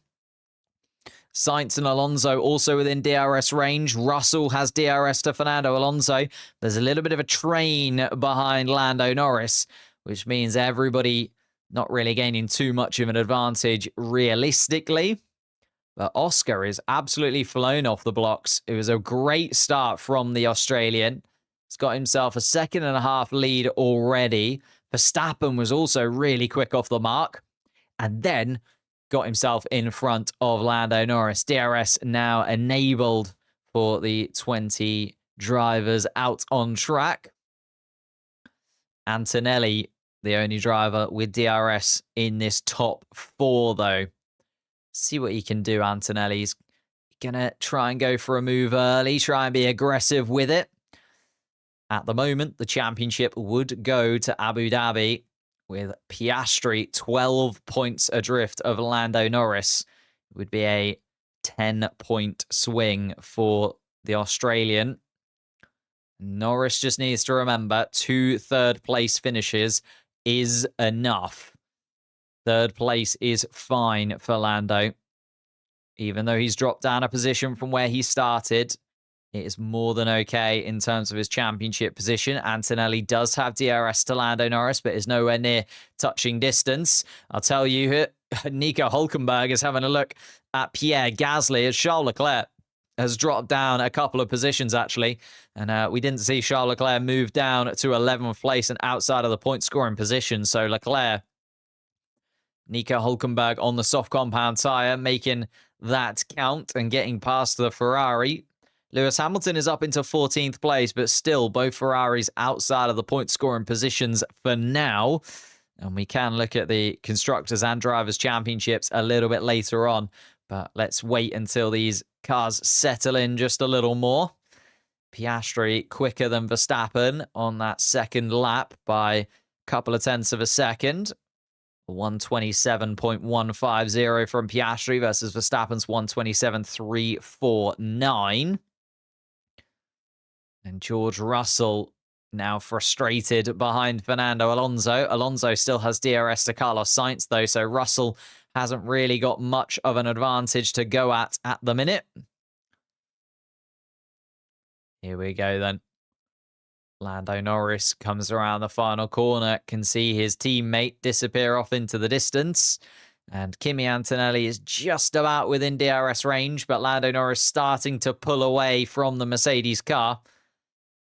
Haven't seen that replay of the start from George Russell yet, but Russell dropping from 4th down to 7th. And an incident involving Pierre Gasly rejoining unsafely at turn 14. So maybe a little bit of a tete-a-tete between Gasly and Hulkenberg, or possibly even Charles Leclerc a couple of laps ago. Let's see this then. George Russell, yeah, just gets away a little bit slower than Kimi Antonelli. Antonelli moves up alongside George Russell. And then Antonelli actually gets a much better dive around the outside. But then George Russell must get it all wrong through turn 2, possibly, because Alonso and Sainz are still behind. And actually, we don't get to see it. We see the guys disappear off into the distance. Oscar Piastri. Yeah, it's just a good start from Piastri and Verstappen. Slightly awkward start from Lando Norris. Now looking back at it. A little bit of wheel spin on the McLaren of Lando Norris, possibly. And that's just what's cost him a little bit. Oh, thank you for the super chat. The Pat Cummins of F1 is back. Cummins? I don't know who that is. Lewis Hamilton. Oh, was pushed a little bit aside by Liam Lawson there. That was a little bit of a battle between the two. And it was Nico Hülkenberg. It was down towards turn 1 on Charles Leclerc. Leclerc maybe just not getting the launch out of turn 16 that he was expecting. And the soft compound tyre of Nico Hülkenberg doing wonders, getting him past Charles Leclerc. Leclerc actually lucky he didn't get outdone by... Ooh. And then Gasly actually losing it a little bit around turn 14. That's where he went off and back on. Not sure if... I don't know. I don't think he would really call that a unsafe rejoin from Pierre Gasly if it was me. He's an Aussie cricketer. There you go. I've never watched a game of cricket in my life. Could not name a single cricketer, if I'm honest. And Verstappen on the radio. Extreme balance shifts right to left-hand corners. So Verstappen, not comfortable inside of that car. Does have a 2-second gap to Lando Norris. I think those three at the front settling in a touch, though, realizing that they can just give themselves a couple of seconds between each car, look after their tyres a touch. Particularly at this point in the Grand Prix, we kind of forget that now that refueling isn't a thing in Formula One, they're so heavy at the start of the Grand Prix. It's much harder to make moves and try and change the momentum of that car, right? You're wrestling it through the corners a lot more and having to fight it. Think about a shopping trolley, right? When you pick up the shopping trolley at the beginning, it's kind of the inverse, I guess, of a shopping trolley. When your shopping trolley is full of stuff and really heavy and you try and change its direction of travel, it's hard, right? You've got to really work out the trolley and push it around the corners. That's kind of what the cars are like now. They're heavier, they've more fuel on board, and it is trickier for the drivers to throw them into the corners at full speed. Whereas as the fuel comes out, as the weight comes down towards the end of the Grand Prix, you can kind of push these cars a little bit harder and you can carry a bit more momentum into every corner. That's why in qualifying they have as little fuel as possible inside of their cars. So at the moment, we are seeing them sort of lumber around a little bit and struggle a little bit more. That's why the cars generally give themselves a little bit more of their time between each other. Piastri, Verstappen, Norris still are top three. Antonelli 4th, Sainz 5th, Alonso 6th, Russell 7th, Hadjar, Gasly, and Hülkenberg down at the bottom.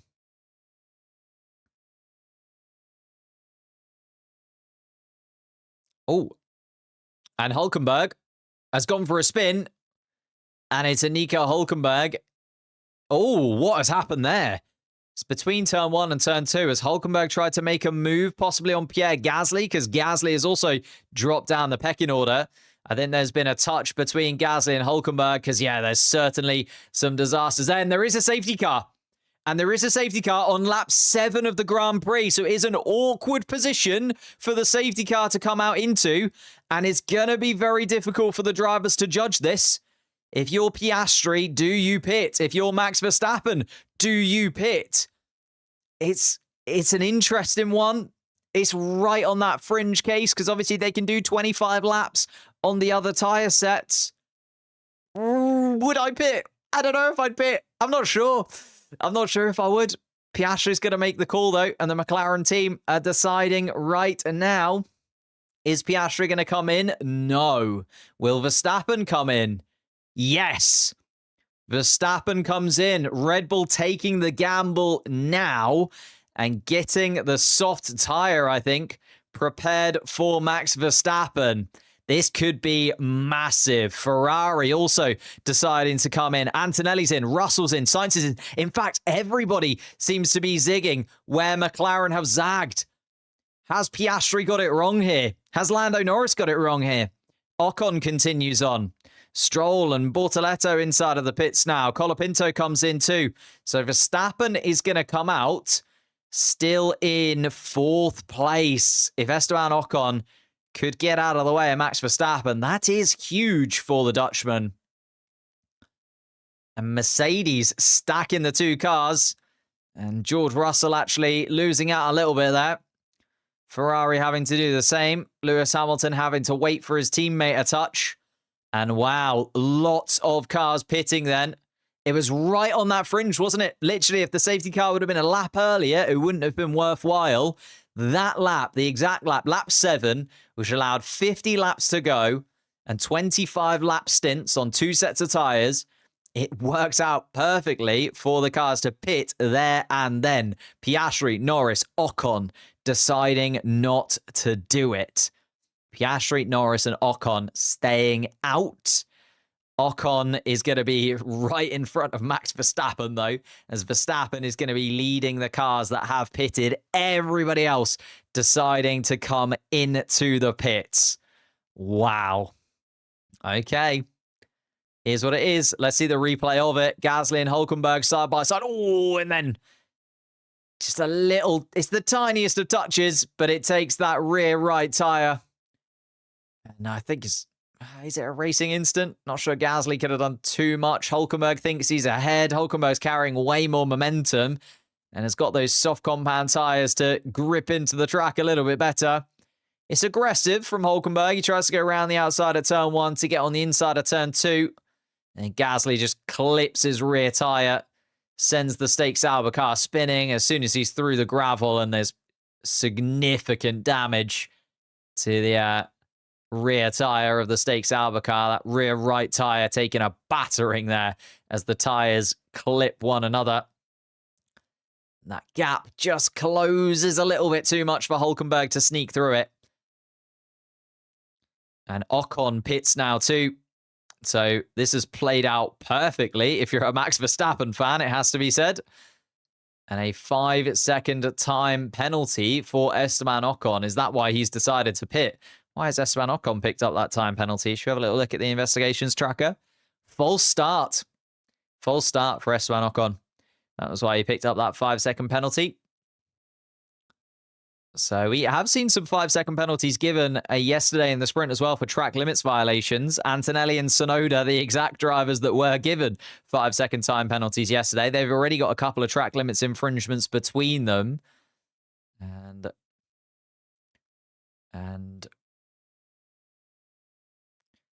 Lando Norris on the radio being told they have lost all their flexibility for the remainder of the race. That's very true. If there's a second safety car, you could say that Lando Norris and Oscar Piastri are in a much better position, or a red flag or something like that.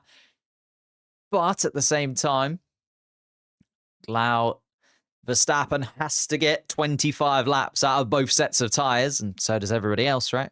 Everybody going for 25 lap stints exactly. We know exactly when Max Verstappen has got to pit, effectively, and that's what McLaren will be thinking about, and McLaren will be saying to themselves, right, although we are ahead out on track, yes, okay, everybody else has got a pit stop now done, they have to do exactly 25 laps on both sets of tyres, where McLaren can maybe play the strategy a little bit more. George Russell having to wait for a bit of the traffic to come by in that pit stop. I can understand why McLaren have done it. Interesting that they didn't do one and the other. I think if I was Lando Norris, and Lando Norris kind of said it on the radio, and I can completely understand his perspective on it, why he didn't go in where Piastri didn't, right? So if you're going to do one and the other. But at the same time, he's now still sitting behind his teammate. Yes, everybody behind has lost flexibility. But Lando Norris and Oscar Piastri have lost out on a free pit stop, effectively. As Piastri slows down behind the safety car. Lando Norris does the same. Max Verstappen is back into third spot. Everybody else is slightly reshuffled. Carlos Sainz came out of that very nicely. He's up into fourth. Antonelli's dropped a position to fifth. Alonso's still sixth. Hadjar actually jumped a position up on George Russell because Russell had to slow down in the pits. And then Charles Leclerc back up into the point-scoring places after Hülkenberg and Gasly came together. There's that 5-second penalty for Esteban Ocon. And a second pit stop for Esteban Ocon. I mean, makes sense to serve it now while the safety car is still out there, but Esteban Ocon is going to be a good chunk of lap time adrift of everybody else. They are now looking into that incident between Gasly and Hulkenberg. I mean, it's ruined both of their Grand Prix. They were both inside of the point scoring places at the time, and Hulkenberg was making moves forwards on those soft compound tyres. He's now out. Pierre Gasly has dropped down to 18th, even behind his teammate. And now everyone else will be stopping on lap 32. We know that now. Lando Norris wanting, or McLaren wanting really good pace from the McLaren car until lap 25. So, I mean, it's a little bit awkward, isn't it? Piastri now holding back the pack. And Lando Norris being told on the radio to get close to the back of Oscar Piastri. They know that this could be an opportunity to really go for it. Could see the two papaya cars really under pressure here from Max Verstappen, who's also launched well behind Lando Norris. They're going around, and Piastri's gone early here. You have to say, he's running around turn 15, turn 16 now being attacked by the three championship rivals. They come around turn 16 within touching distance of one another. It's a good launch from Piastri. He seems like he's outside of the range of Lando Norris, and Norris seems just about far enough away from Verstappen as well, down towards turn 1. So they are going to go into turn 2 in the same order that they were. Piastri, Norris, Verstappen. Sainz and Antonelli then follow closely behind. Alonso, Hadjar, Russell, Leclerc, and Behrman now inside of the point-scoring positions. Lawson, the closest to the top 10 in 11th spot. This is going to get interesting, though. The tactics now behind this and whether or not McLaren have really missed a trick here in that now, okay, yes, we know everybody has to pit on lap 32, and we don't know when the two McLaren cars are going to have to pit, but it also feels like everyone kind of did a trick that maybe they missed out on. Oh, oh no, it's under investigation. I thought Gasly had gotten a penalty there. But no, it's a track limits violation that he's got. He's still under investigation for that. Interesting to see what the stewards do say about that. I think it was a bit of a racing incident, if I'm honest. But then Norris and Piastri have gone absolutely hell for leather. They know they've got to build a gap here. So Piastri and Norris have to build as much of a gap as possible to the traffic behind, because they really don't want a pit stop where they then drop into, I don't know, an Alonso, a Hadjar, a Russell, where it is then an absolute nightmare for them to get back through the field again, even with a second pit stop coming. So that's why Oscar Piastri has just set the fastest lap of the Grand Prix. They know that they can basically go hell for leather here. And I think we're going to see some real, almost qualifying style laps from the two McLarens, whereas Max Verstappen knows that he needs to do 25 laps exactly on these tyres. No more, no less. So he knows exactly 25 laps need to be completed on these medium compound tyres on the Red Bull car. And so does everybody else. So everybody else knows that they need to maintain a pace. And the incident involving Esteban Ocon as well. Ocon in the books once again. So let's see. We've got 25 lap mandated pit stops for these cars. So every set of tyres, you are only allowed to do 25 laps. You have to do three different stints, 2 different pit stops throughout the Grand Prix. The safety car came out on lap 7, which leaves exactly 50 laps left, which, if my maths is correct, is 25 times 2. So everybody deciding to pit on lap 7, and they will have to do exactly 25 laps on this stint of tyres, followed by exactly 25 laps of the next stint of tyres that they go on to. If there's another safety car, it's pointless for anybody else to pit other than the McLarens. The McLaren cars know that they have a little bit more flexibility in when they can stop and what they can use their tyres for. They don't have to do exactly 25 laps on their stints of tyres. They can do 18 and then 20 and then 25, right? They can do literal anything as long as they don't go over 25. Oh my goodness me, it is getting very tight indeed. Doesn't help Lando Norris because he's now going to be playing second fiddle to Oscar Piastri still. So Piastri is going to be able to pit at the perfect moment for him. Lando Norris might have to pit at a slightly more awkward time for himself. So here we go then. Oh my God. It is getting very tight indeed. McLaren win. Lando Norris could be world champion, I guess. I mean, yeah, if Oscar Piastri moves out of the way of his teammate, then Lando Norris would be the world champion. But don't think Oscar Piastri is going to do that.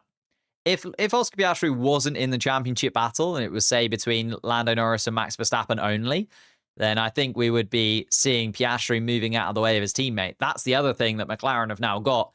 Because they've got two drivers in the fight, they can't, do one thing for another and one thing for one driver, and they have to kind of play both drivers and they can't work together in that same way. Max is like a T-Rex. Isaac Hadjar sitting in 7th place behind Fernando Alonso. Let's see the gap then. Piastri and Norris, remembering that they need to get a good chunk of time ahead of this field. It'd be a 20-second pit stop, remember, so they would still come out at the back of the pack. So if Piastri were to pit right now, he would still come out behind Pierre Gasly, and that is what they really don't want. But if you also look at Piastri's lap times, 125.3, he is absolutely going hell for leather, where Verstappen is in the 126s. Carlos Sainz in the 126s. They are losing time to the two McLarens ahead, but playing a very different game, right? They're really, really in very different situations moving forwards. It's not going to lead to much on-track action. I'm going to be brutally honest with you. This is very much a wait for 15 laps, kind of see where everybody plays out at that point. We are looking at lap times from Piastri and Norris, and we are comparing them to lap times to Max Verstappen. There's not going to be much on-track tete-a-tete between the McLaren and the Red Bull cars.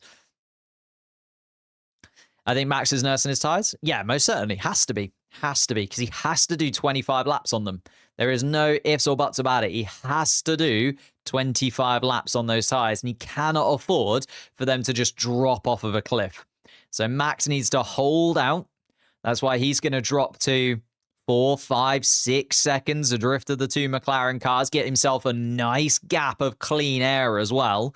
Because that's the other thing. If Verstappen can let the two McLaren cars just disappear into the distance, he knows that the two McLaren cars have got to stop twice, right? They've got to drop 40 seconds worth of time. Verstappen has only got to stop once. So he has got 20 seconds in his hands to play with. So as long as Verstappen doesn't drop more than 20 seconds to the two McLarens over the next, 43 laps, he is still going to win this race. That is where it is at. Okay, he needs to maintain his pace perfectly. He will gain track position at some point in this Grand Prix. And then we see what kind of pace Max Verstappen has when he's on slightly older tyres compared to McLaren, who are going to be on fresher sets of tyres towards the end of this Grand Prix. We also look at the gap.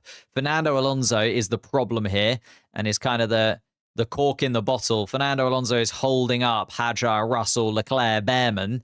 And that means there is now a gap opening up that if Piastri and Norris can pit at the right time, they will only come out behind Kimi Antonelli. So they'll only drop down to at least 5th. And if Piastri and Norris finish the race 4th and 5th, okay, Verstappen finishes 1st. It's a very different title battle, but Lando Norris would still be leading the championship, even if that were the case. Although Carlos Sainz is also going to have to be maintaining his tyres. Antonelli is maintaining his tyres. Like, they're in the 126.8s, 127.3 from Antonelli last lap. Whereas Piastri and Norris are pushing. Piastri and Norris are trying to find every single second that they can. They have made a gap of 10 seconds to Carlos Sainz in 4th place already, 12 seconds to Kimi Antonelli in 5th. Still looking at that 20-second time, though. And it's going to be another 5 or 6 laps before the 2 McLarens do decide to come in. Of course, they have to come in before lap 25. So they've got a maximum of 8 laps here, the 2 McLarens, to build as big of a gap to the rest of the field as possible. So we're looking at where that 20-second margin lies. At the moment, it lies with Lawson. They've got 8 laps to get that as high up on the board as possible. So it is getting very tight indeed between those drivers at the top end. Just gonna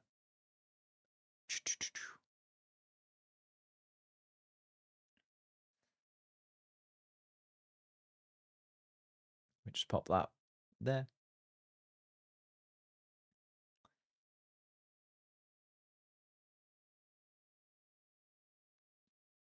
There we go.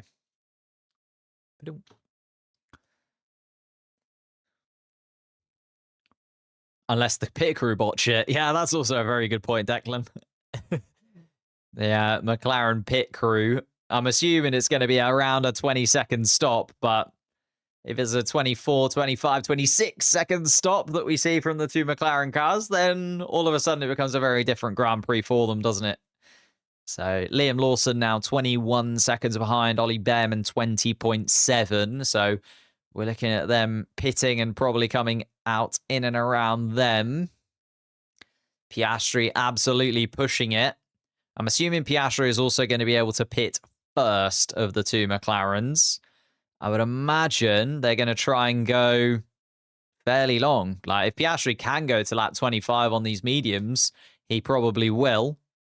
But then it's kind of the debate around, can Piastri go all the way to 25 and still increase that gap? I know that Verstappen and the likes behind are managing, but he's only gained 0.3 of a second there last lap, and Lando Norris was actually slower than Verstappen on the last lap. So this is looking very good for Max Verstappen right about now. Max is in the 125s, Lando Norris in the 126s. It's getting very awkward for the 2 McLaren cars if there isn't a pit stop opportunity, safety car, something of the like for them. 7.8 seconds behind the leader, Max Verstappen. 12 seconds, Carlos Sainz. 15 seconds, Kimi Antonelli. And maybe that middle stint for McLaren is going to be absolutely crucial. They might have to make their way through some of these midfield cars who are kind of up in their pace a little bit now. Sainz and Antonelli are still in the 126s in terms of their pace. 127 from Antonelli then just around. And Alonso is deep in the 127s. Alonso causing a real traffic jam in 6th place. We've seen a lot of Alonso DRS trains throughout the season, haven't we? He's doing it again. Hadjar, Russell, Leclerc, Behrman all following very closely behind Fernando Alonso. And Alonso knows just how to maintain his tyres perfectly and frustrate almost everyone else behind. Like, he really does just play the strategy perfectly, does Fernando Alonso. Yeah, so they are talking about the gap between Lando Norris and Fernando Alonso. So Norris on the radio is being told that Alonso is the gap. And I can understand why, because that 20-second margin that was around Behrman Lawson now, a couple of laps later, has moved up. Fernando Alonso, 20.6 seconds off the leader, Oscar Piastri. Kimi Antonelli still 16.2 seconds. So it's, can Piastri get himself ahead of Kimi Antonelli? He's got a couple more laps to be able to find 4-5 seconds, quite possibly. So, still waiting. Antonelli still putting in the lap times, 127s. Piastri into the 125s. Lando Norris into the 125s as well. But Verstappen doing the same. So Verstappen has maybe been given the go ahead by the Red Bull team, sorry. And Verstappen realizing that there is certainly an opportunity to win this Grand Prix. Carlos Sainz and Kimi Antonelli in a slightly awkward position because they know that they could absolutely guarantee 4th and 5th. Do they want to try and risk it for a podium place and try and upset one of the McLaren cars? That's the thing that Sainz and Antonelli have kind of got into their thinking. Fernando Alonso causing chaos from 6th backwards. So if you're Lando Norris, at least you know you're probably worst case scenario, you're finishing 5th. So it's still not an absolute nightmare scenario for Lando Norris in all of this. It's not like Lando Norris is going to finish with no points on the board or anything like that. Absolute worst case scenario, he finishes behind Kimi Antonelli in 5th place. And that is absolute worst case because I don't think that will really happen. I think it's likely that they will have the pace to be able to get past Antonelli and possibly even Sainz as well. So Piastri yet to pit, comes around again, lap 21 of the Grand Prix. This is where we were expecting the majority of pit stops to start happening. It was sort of lap 21, 22, 23 was where we were expecting a lot of the cars who started the Grand Prix on the medium tyre to come in for their first pit stop. So that safety car obviously getting one stop out of the way for everybody. But the first stop not yet completed for Piastri and Lando Norris. Second stop still required, though. And Verstappen needs to go all the way to lap 32 on these medium tyres. He's done 13 laps. He will need to do 25 on them. And then 25 in his final stint as well. It is awkward. It is very awkward indeed for the 2 McLaren cars right now. And Verstappen kind of playing it perfectly. Fernando Alonso is doing a dream job for the McLarens. Black and white flag for Alex Albon as he gets a track limits infringement for the 3rd time. Yuki Tsunoda's also got a track limits infringement. A couple of them, sorry. Lando Norris has picked up 1 track limits infringement as well. Remember, 4 track limits infringements gets you a 5-second time penalty. Lando Norris really can't afford that when it is fine margins at the moment between Antonelli and Alonso. Still only 7 seconds separating those two. But luckily, Fernando Alonso now 24 seconds off the leader, Oscar Piastri. So when Piastri pits, he will come out at least ahead of Fernando Alonso. Likely behind Kimi Antonelli, though, as Antonelli unlikely to drop 4 seconds in the next couple of laps. Max Verstappen will have the lead of the race when the 2 McLaren cars stop. Piastri needs to... It's interesting as well. Will Piastri get the stop first? Or does Lando Norris have to stop on lap 24? Because Piastri wants to go all the way to the 25-lap limit on these mediums. Be interesting to see what Piastri decides to do in terms of that pitting and which order they decide to pit into. Oh, and Alex Albon, yeah, it does go just that little bit wide at turn 10. And that was why he got that 3rd track limits infringement. That 5-second time penalty for Esteban Ocon as well. He has now served, so that is all done and dusted for him. Nobody holding on to penalties anymore.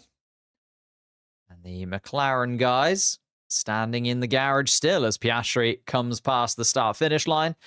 And 23 laps now on those medium compound tyres for Oscar Piastri. He has cleared Fernando Alonso. Antonelli not going to be cleared, though. Piastri is going to come out, well, actually, only just ahead of Fernando Alonso.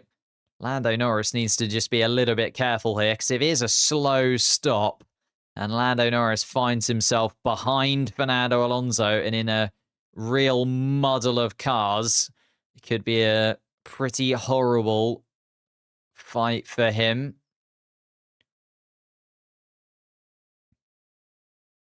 Here we are then. Lando Norris on the radio. Next tyre, we come down 1.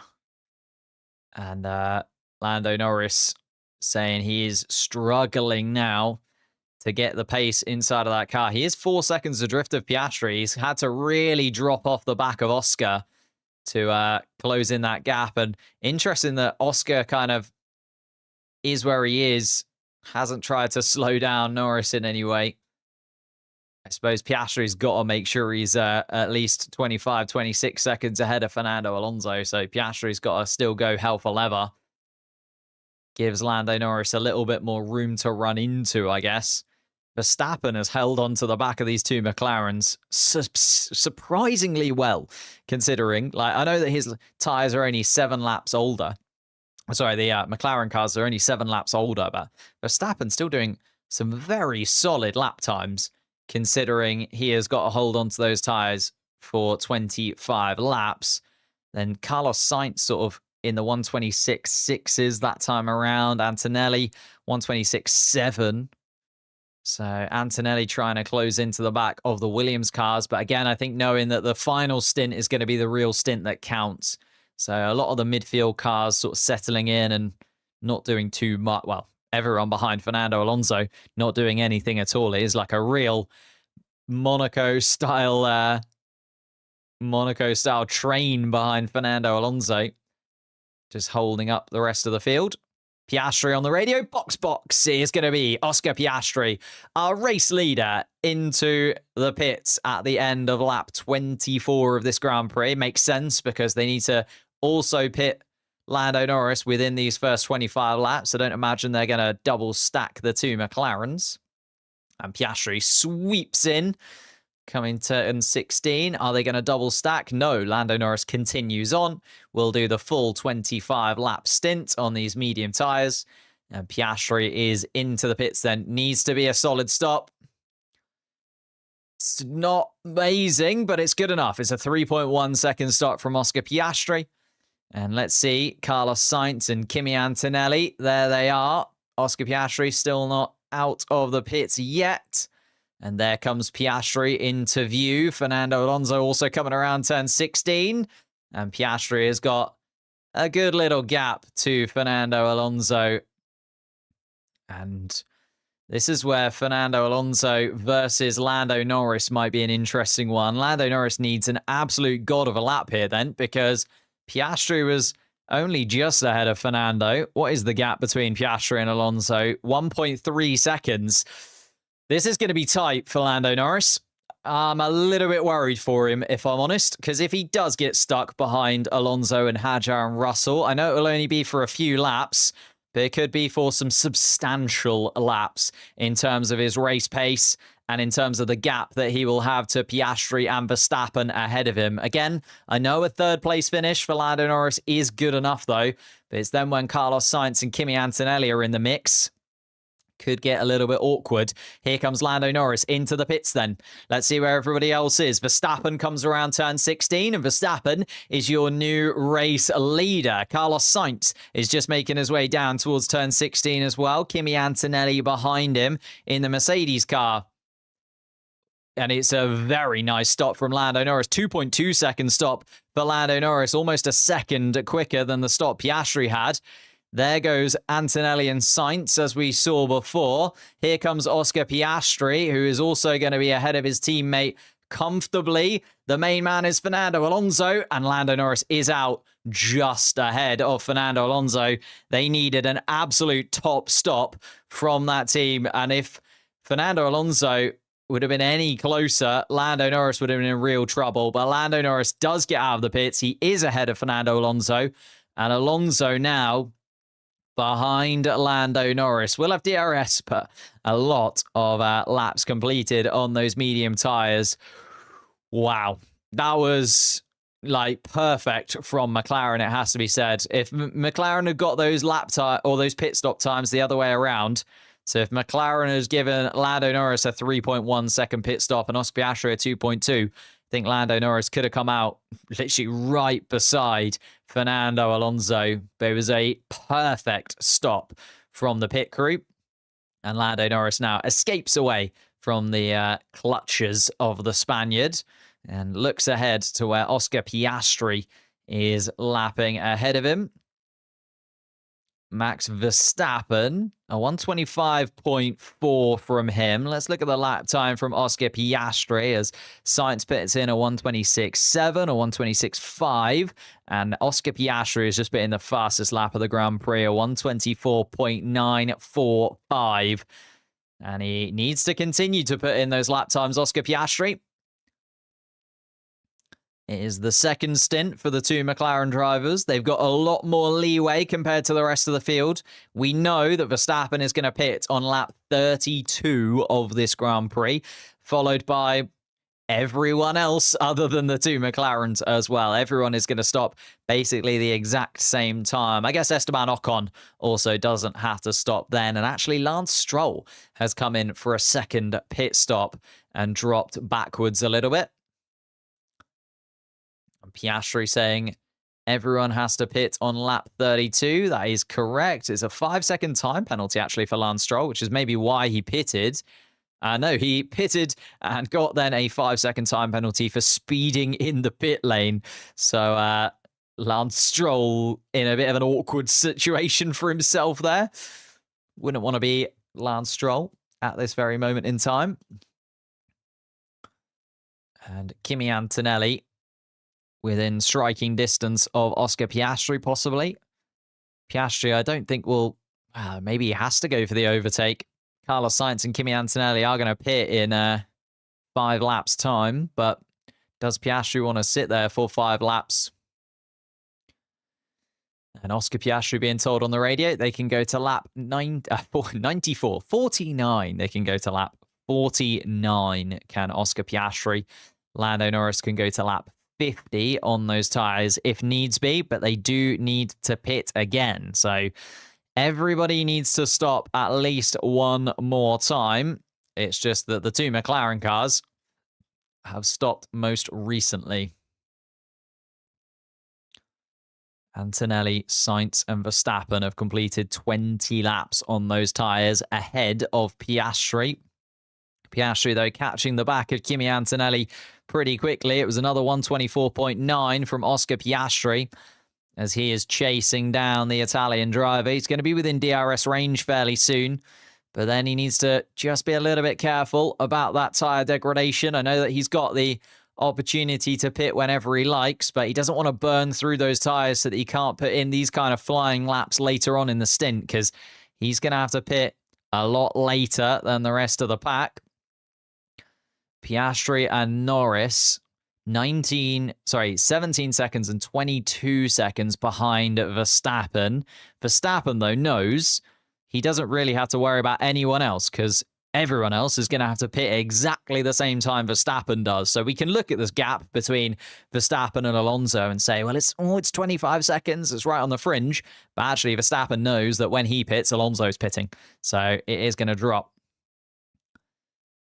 And Fernando Alonso has finally pushed the limits. Fernando Alonso keeping himself all but Fernando Alonso doing a job here, slowing everybody up massively, and then now has actually decided to put the burners on. It's a 126.2 from Alonso. He's escaping away from Isaac Hadjar all of a sudden and has built a bit of a gap to everybody else now because he knows that he's got to pit once again and just wants the best strategy for himself. Fernando Alonso is not bothered about this championship battle and helping out McLaren or helping out Verstappen. He just wants to get the maximum number of points for Aston Martin, and he's doing it the sneakiest way possible, as we should expect from Fernando. Lap 30 then, Max Verstappen comes across the line. He's got 2 more laps on these tyres before he has to then pit. Or 2 more full laps, I should say. DRS open from Oscar Piastri. Is there a move from Oscar Piastri incoming? Is he going to lunge up the inside of the Mercedes car? He is! Oscar Piastri makes a move up in towards turn 1. And it is a substantial move from Oscar Piastri. He's up into 3rd place. And Kimi Antonelli has been dispatched. That is a substantial move because remember, everybody's got to pit again. So he has got to move past these cars out on track, and Antonelli has been gotten rid of by Piastri already.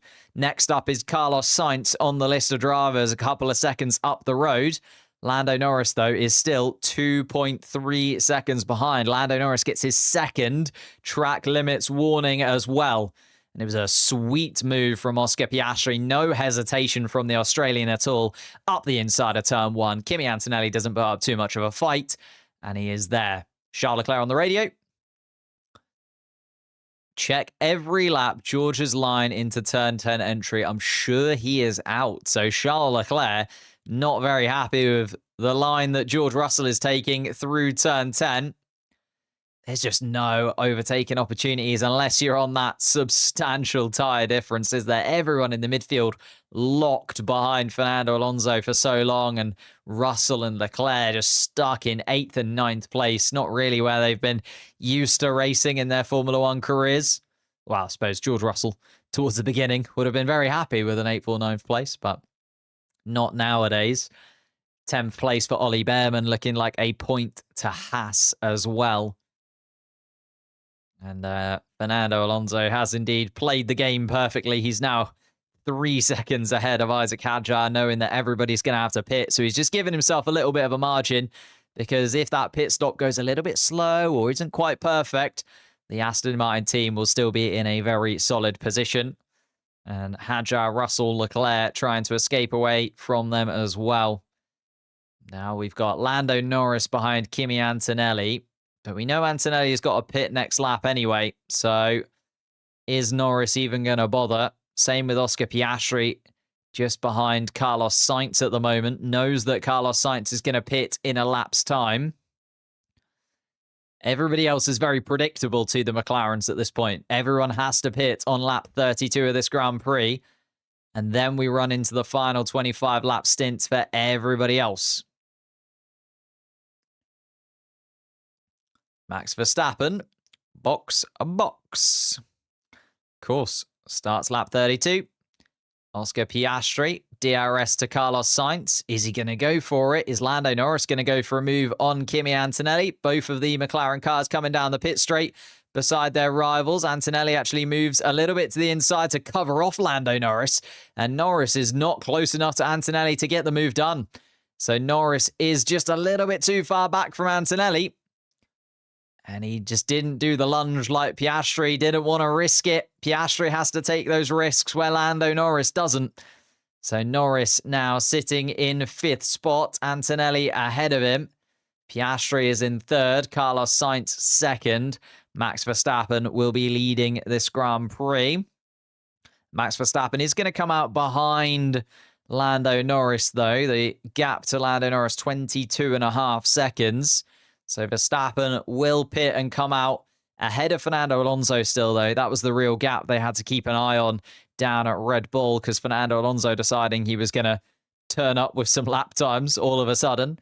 But it is still 27.851, the gap between Verstappen and Alonso, as our current world champion pits and our current championship leader begs for Kimi Antonelli to get out of the way. So Verstappen is in. Sainz follows, releasing Oscar Piastri back into the lead of this race. Kimi Antonelli also then has to pit, and Lando Norris continues on. So the two McLarens make their way past Max Verstappen. Verstappen, though, is going to come out, and everybody else is going to pit behind. Hadjar's in, Russell's in, Leclerc, Behrman, Lawson, Tsunoda, Albon, Hamilton, Bortoletto, Colapinto, Ocon. Oh, sorry, Ocon doesn't have to pit. But everybody else is going to come in right about now. And Alonso is in and out. George Russell's going to get held up again. He gets released into the side of a racing bull, and that's going to be an awkward one. There is a very awkward couple of moments there in the pit lane. It gets very busy when you've got 18 cars that all need to pit basically all at the same time. Well, I suppose 16 cars. All have to pit, basically all at the same time. Goodness me. And Russell doesn't contact Hadjar. Leclerc still 10th place. Alonso still where he was. Esteban Ocon didn't pit, so Ocon is going to pit a little bit later. Has to pit, well, in a lap's time also anyway. Sainz and Antonelli still in the order they were. Sainz 4th, Antonelli 5th. Then it is Alonso, Hadjar, Russell, Leclerc. Lance Stroll is in the mix now. Hasn't pitted, but needs to pit again. Has a 5-second penalty anyway. Liam Lawson then in 12th spot in that same mix as everybody else. There we are. Lando Norris back up into 2nd place. Piastri in top spot. And we know that both of the McLarens have to pit again. Max Verstappen does not. Verstappen is going to go all 24 laps that are left on these hard compound tyres. Let's have a little look at this release from George Russell. Is this an unsafe release from the McLaren team? Ooh, it was a little bit awkward. The racing bull was there. The racing bull's ahead. I could see George Russell getting a little bit of a slap on the wrist possibly for that. And maybe even a penalty. And Lando Norris. This is the bit of the race where we need to be quicker than Max. I mean, makes sense. Max Verstappen is going to come round to go his first full flying lap on these tyres. Obviously, he pitted last lap. So we'll see what kind of lap time he has got compared to Piastri and Norris. Piastri set the fastest lap of the Grand Prix so far, a 1:24.1 last time around. So 1:24.6 from Norris. Here comes Piastri with a 1:24.4, 1:24.7 from Lando Norris, and a 1:24.8 from Verstappen. So should be more robust. Fuel load is down. Verstappen looking very comfortable indeed. Plankware has entered the chat. So that's another thing. Just keep a little bit of an eye on. We know it played a big part in Las Vegas. Lando Norris then. 25 laps completed on those first set of mediums. 9 laps completed on the second set. But Verstappen will go to the end of the Grand Prix where Piastri and Norris both need to pit again. Oh, McLaren, what have we done? We zigged where everyone else zagged. Why didn't we zig? Why didn't we zag? These are the things I will always ask myself as a McLaren fan. When did McLaren pit as well is the other thing. I suppose they've got enough of a gap. Like Piastri could pit now and still come out ahead of Carlos Sainz. Norris could pit now and be ahead of Kimi Antonelli. So Norris is looking like a 3rd place finish. And Verstappen is actually looking for a win here.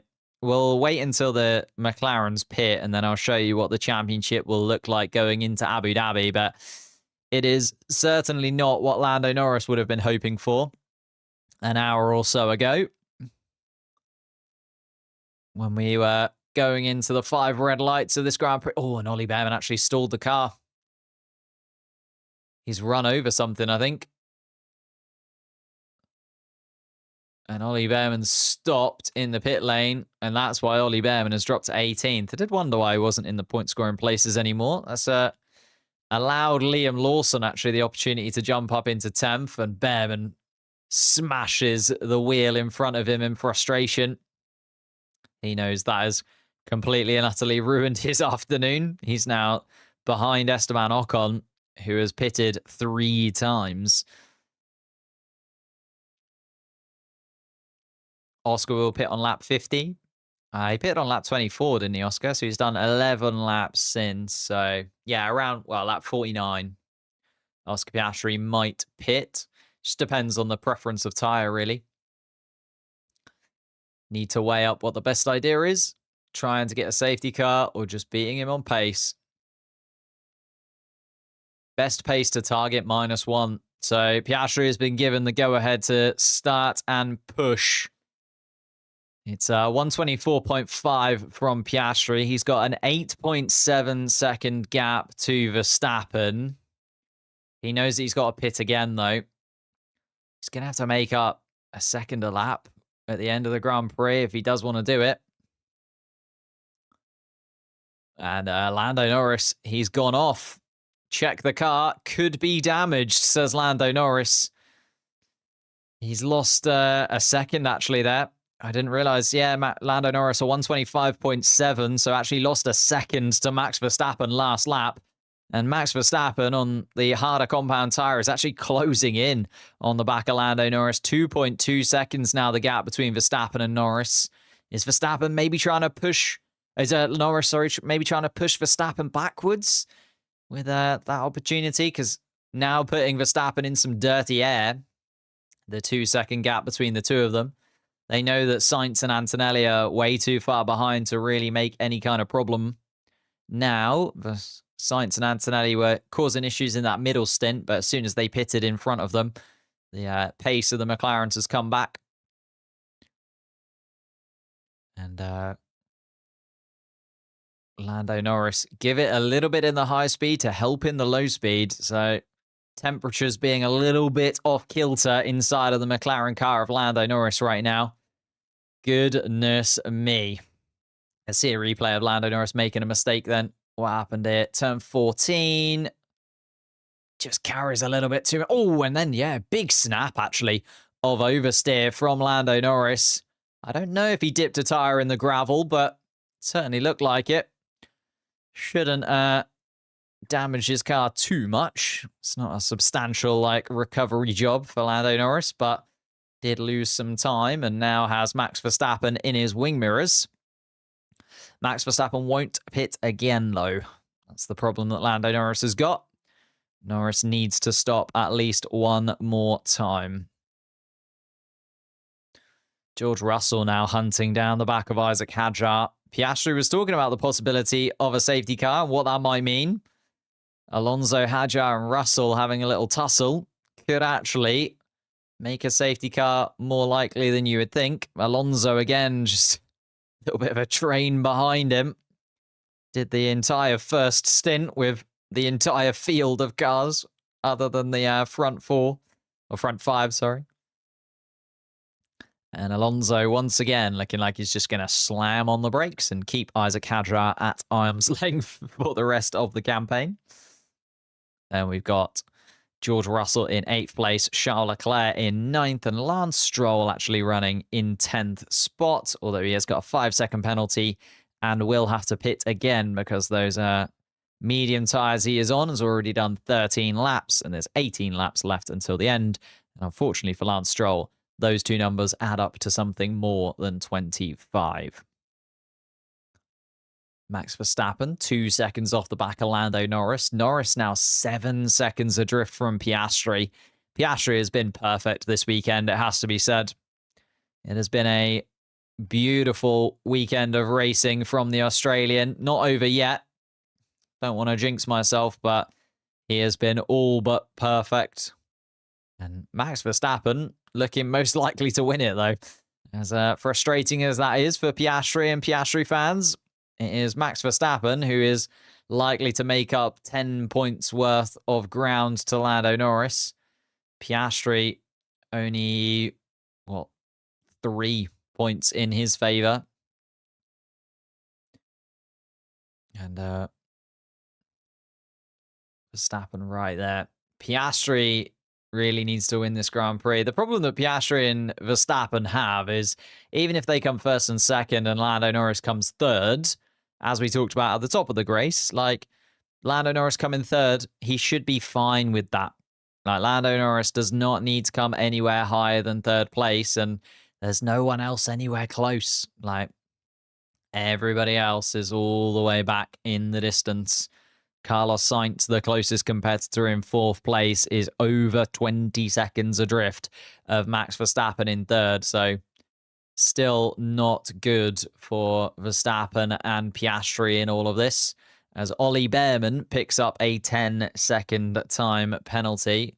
No, sorry, 10-second stop and go penalty for Ollie Behrman. Let's have a little look at what. An unsafe release. Or unsafe condition, even. Lance Stroll also has a 5-second time penalty weighing over his head. Esteban Ocon had a 5-second penalty that he had dealt with earlier on today.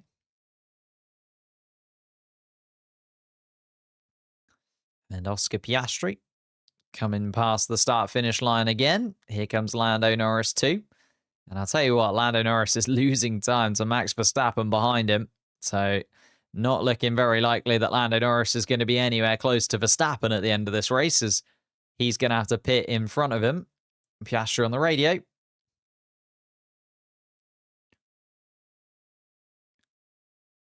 And Piastri thinking that he wants to try and box now and chase down Max Verstappen. I'll tell you what, it's not a bad call from Oscar Piastri in all of this, because Verstappen is now gaining time on him. Piastri a 124.7, Verstappen a 124.5. Piastri starting to struggle on those medium tyres already, and Piastri actually made a little wobble through turn 14 as well, similar to what we saw from Norris, not quite as dramatic. But Lando Norris and Oscar Piastri both struggling on the mediums now, where Verstappen looks comfortable on the hards.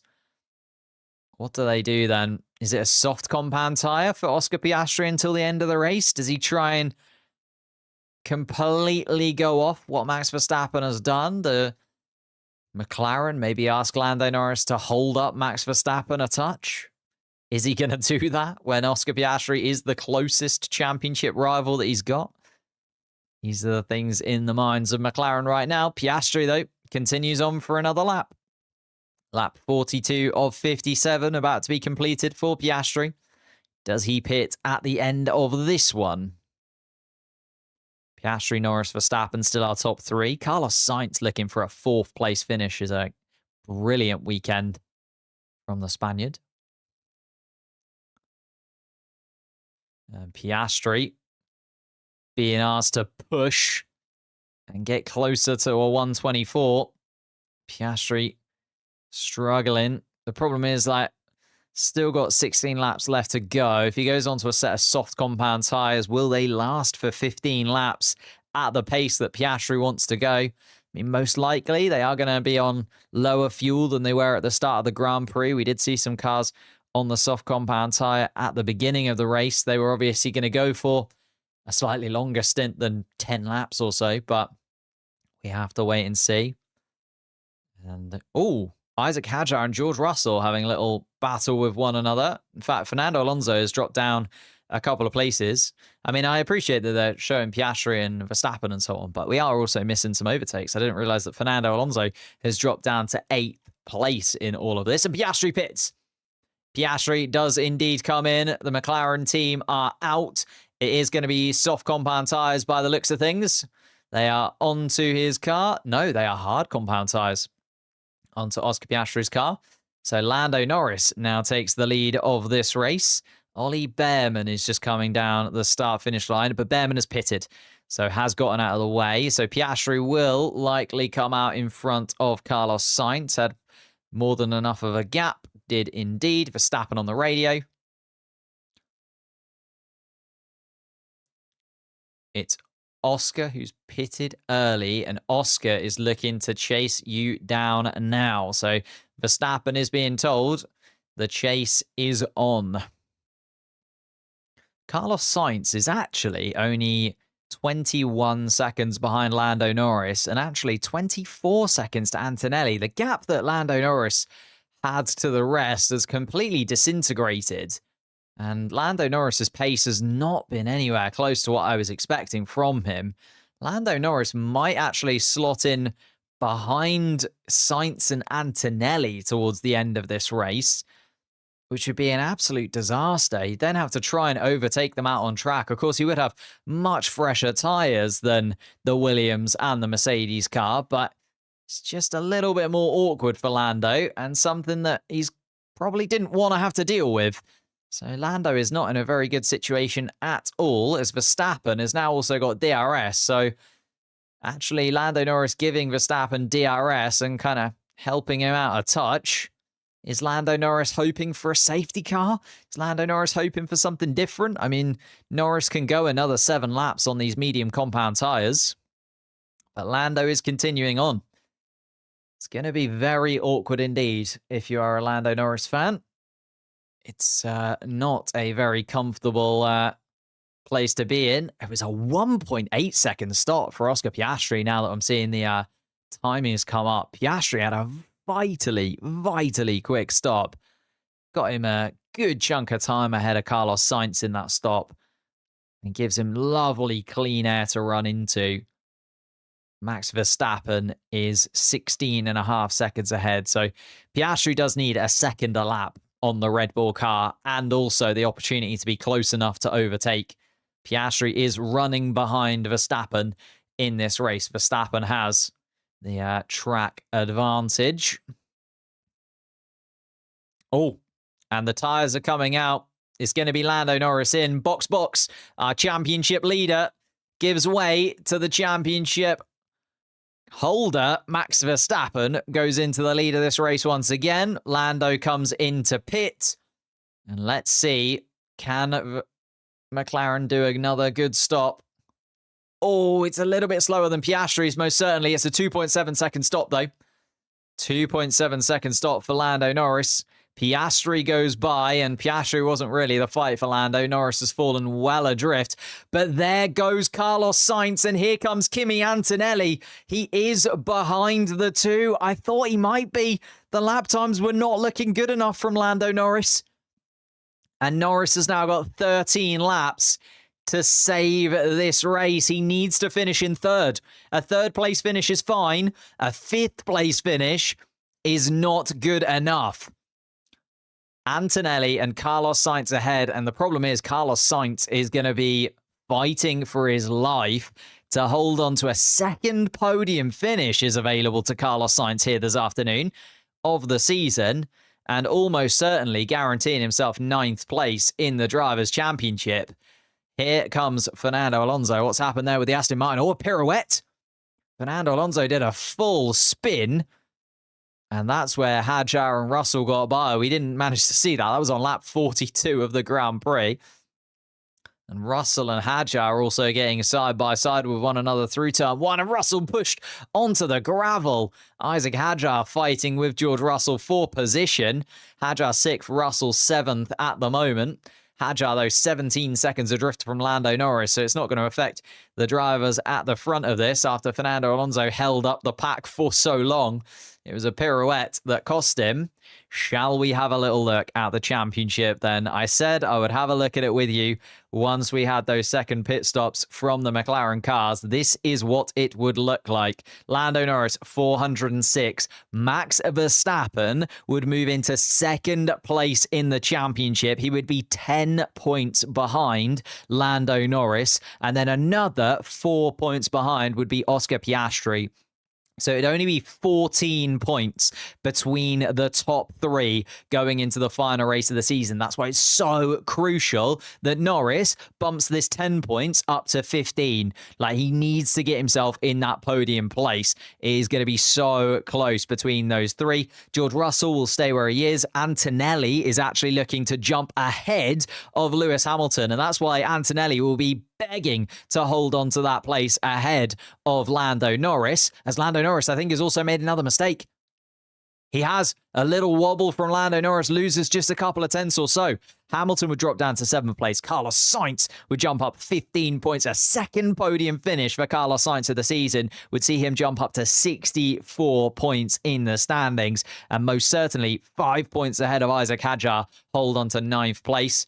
Ollie Behrman comes in, and Ollie Behrman has actually retired from the Grand Prix. Fernando Alonso would pick up 4 points. Lance Stroll is the final car running inside of the point-scoring places. But this is what it means for the championship right now. Norris, 406. Verstappen, 396. And Piastri, 392. It is so tight at the top of the championship if Lando Norris can't close the 3-second gap that he has to Kimi Antonelli ahead. Antonelli was 0.4 of a second slower last lap. Needs to be more from Lando. Needs to get closer. Lando will catch him, but he needs to catch and pass. Getting underneath the rear wing of the Mercedes car is one thing. Doing the other. And Piastri on the radio, dejected. It's a 23.8 from Verstappen. Piastri knows a 23.3 is nowhere near good enough. Verstappen now leading this race by over 14 seconds with only 10 laps left to run. It is looking like another perfect afternoon from Verstappen and Red Bull. They got that safety car nailed compared to the McLarens, and the McLarens have been punished. Oscar Piastri, more so than anyone, he's been great this weekend. Has to be said, Oscar Piastri has put in every single lap that he's needed. He has been exquisite in both qualifying sessions. He won the sprint race comfortably, but he will go into the final race of the season in third place in the Drivers' Championship if it stands the way it is right now. Sainz is third in this race. Antonelli fourth. Lando Norris has stepped on the gas a little bit there. It's actually closed by a second at that last lap. A 123.1 from Lando Norris. Think he's been given the hurry up by the McLaren team and maybe realizing the substantial nature of this. 10 points ahead of Verstappen is awkward. If he's 12 points ahead of Verstappen, it's a little bit nicer. 15 points ahead of Verstappen going into Abu Dhabi would be even sweeter still. Piastri continues on in second place. He's not going to catch him, and nobody is going to catch Max Verstappen. Verstappen has nailed this. He's been really good. Verstappen, has to be said, his race pace has been perfect. Managed those 25 laps in that middle stint perfectly. And then has been given the go-ahead to push on these hard compound tyres. And again, has just delivered the lap times required. It's a 23.7 from Verstappen, a 23 dead from Oscar Piastri. So again, needs more than a second a lap, Piastri, and is not getting anywhere close to that second margin. Now needs almost 2 seconds a lap, Oscar Piastri, if he's really going to be within striking distance of Verstappen at the end of this. Another win for Verstappen, and he could be second in the championship as it stands. He's done the business, hasn't he, Verstappen? He was behind Oscar Piastri by 104 points. Could go into the final race of the season, leading Piastri by 4 points, but still second in the standings. As we see a big lockup from Kimi Antonelli, I think that was. Antonelli under pressure from Lando Norris now. Norris needs this. Norris really pushing hard inside of that McLaren car. Antonelli a second now ahead of Lando. Lando needs to get himself within that DRS range. I'll tell you what, Lando Norris, these overtakes are going to be crucial. And if Antonelli puts up a bit of a fight, maybe there's a touch between them, this could be an absolute disaster for Lando Norris. So he needs to be careful, needs to make sure that he gets the move done comfortably, and does not want to be doing anything silly alongside Kimi Antonelli into turn one. Let's keep our eyes peeled on it. Lando Norris and Kimi Antonelli now enter the DRS zone. DRS wide open for Lando Norris. Antonelli on the right-hand side of the track, moves across, and Lando Norris doesn't judge it this time. Not close enough for Lando Norris. And I think this is the thing, right? Lando Norris, the thing is, it's another 3 seconds to Carlos Sainz. Needs another couple of car lengths closer to Antonelli so that he can actually get alongside him, because he doesn't want to go for a lunge. You know, Oscar Piastri had to risk it earlier on in the Grand Prix. Oscar Piastri had to go for those lunges. But Lando Norris does not. Lance Stroll finally makes his pit stop, which means Liam Lawson actually jumps up into the point-scoring places. Another double point-scoring finish for RB is on the cards in the midfield. Carlos Sainz, though, kind of putting that to shame with a podium finish at play for Williams. Antonelli fourth, Lando Norris fifth as it stands, but within DRS range is the championship leader. As we come towards Oscar Piastri, comes across the line again, is just nowhere near. Max Verstappen's turned up the wick now. I think the key is to open up the gap to Norris now as much as possible, says Carlos Sainz on the radio. He's been given the yes. So Carlos Sainz is also going to be stepping on the gas and pushing his Williams car for the final 7 laps of this Grand Prix. DRS open. Lando Norris, though, Oh, I know that he's too far back, but when do you risk it? When's the roll of the dice going to come from Lando Norris? Not this time around. It is scary. It is very scary. Lando Norris has to be a little bit hesitant here. I mean, to be fair, you know, 12 points in the championship versus 10 points in the championship doesn't... I was going to say doesn't matter too much. It does matter. It does really matter. He needs to get ahead. Carlos Sainz on the radio. I have understeer in the right-hand corners. Carlos Sainz with a problem. I think something fell off. That is going to slow Carlos Sainz down considerably. Carlos Sainz, problems in the Williams car. Lando Norris has been unlucky at times this season, in the Netherlands in particular. Maybe now his luck is coming back to him as Carlos Sainz maybe has an issue. He's got a lot of problems in the right-hand corners.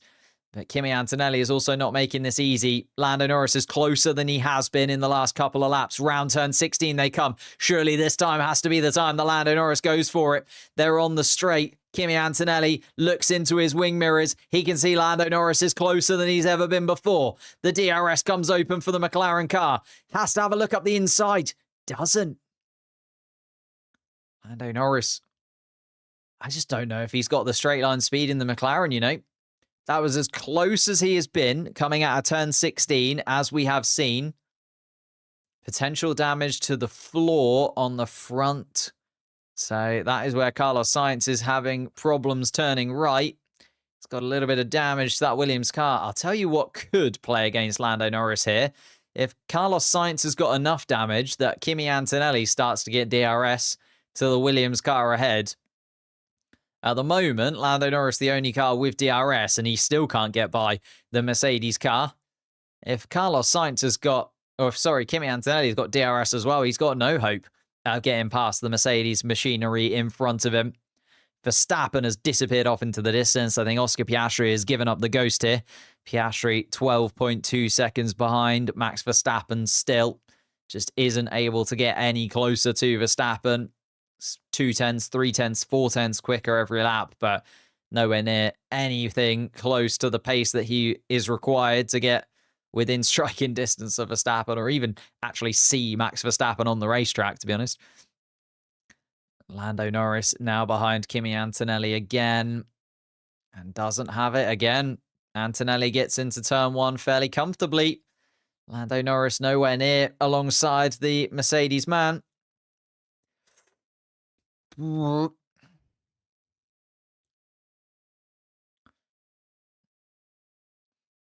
mean, Max Verstappen has played the strategy perfectly. I just feel really bad for Oscar Piastri because he's closed in. He's 12 seconds behind, you know. Had he pitted under the safety car, he would now probably be leading this race. I think they just got it wrong and Verstappen got it right. But when you're leading the race, it's so hard to judge because whatever Piastri did, Verstappen was probably going to do the opposite, and McLaren got it wrong. Red Bull got it right. How many times do we say Red Bull got it right? They always seem to, with Max Verstappen at the helm. And Piastri will drop behind Max Verstappen in the Drivers' Championship as well. It'll be a 10-point gap between Norris and Verstappen. And it will be a 4-point gap between Verstappen and Piastri. 14 points separating the top 3 drivers in the championship going into Abu Dhabi. And it looks like that's what it's going to be, as again, Lando Norris comes around turn 16. And again, Kimi Antonelli has him at arm's length. He is not within that sort of half a second margin that you need to strike out of the car ahead. Carlos Sainz is also losing a little bit of time, but not substantially. Kimi Antonelli still 1.5 seconds behind. So Carlos Sainz managing that Williams car perfectly. And at the moment, Isaac Hadjar would finish in 6th place, George Russell in 7th, Fernando Alonso 8th, Charles Leclerc 9th, and Liam Lawson 10th. I'll tell you what, Lando Norris can go and shake Fernando Alonso's hand at the end of this Grand Prix because it could have been so much worse for Lando Norris, but Fernando Alonso basically slowing down the entire grid by a pit stop's worth of time in that middle stint. And Lando Norris, 0.8 seconds off Kimi Antonelli as they come through the middle sector once again. Carlos Sainz, 1.5 seconds ahead of the Italian.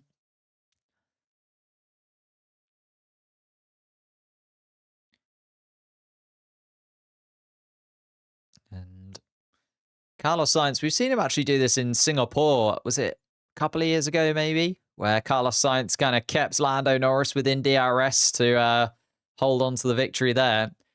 Carlos Sainz might be able to just about keep Antonelli within DRS range here because Antonelli is getting about close enough. Antonelli 1.2 seconds now behind the Williams of Carlos Sainz. So Lando Norris still not able to get past. They go through turn 1 again. And Charles Leclerc asking to the floor of that Ferrari car to be checked. He went wide at turn 14. Haven't seen any track limits infringement penalties given. Albon and Russell the closest. True lack 2 track limits infringements from each of those, but they are the only black and white flags. No penalties have been given out as of yet. Lando Norris is closing in on Antonelli still, but it's 0.7 seconds. Needs to be 0.5 as they come through this final sector, really. Just not able to do it. Antonelli 1.3 seconds behind Sainz as well. Piastri now 10 seconds behind Verstappen, but has given up on any opportunity. Verstappen now making his way. Oh! And it's Isaac Hadjar with a problem with 2 laps to go. Isaac Hadjar has dropped behind Russell, Alonso, now Leclerc. And that Racing Bull, he's got a puncture. He's got a puncture. We knew it was going to be a problem. Some of these cars getting towards that 25-lap stint, and Isaac Hadjar has just pushed his Racing Bull too far. That means Yuki Tsunoda jumps up into the point-scoring places. Liam Lawson also gains a position. And Isaac Hadjar is going to have to limp that Red Bull car home. Are we going to see a virtual safety car or something of the like? Just being a little bit careful. Lewis Hamilton makes his way past Isaac Hadjar now. Hadjar limping around turn 10 towards turn 11. Norris still not past Kimi Antonelli through that first lap, so he's got one more shot at it.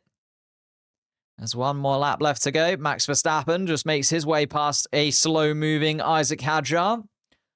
Needs to be a bit careful, and is passed fairly comfortably. Verstappen still leading this race by 9.5 seconds to Piastri in second, Carlos Sainz third, Antonelli fourth.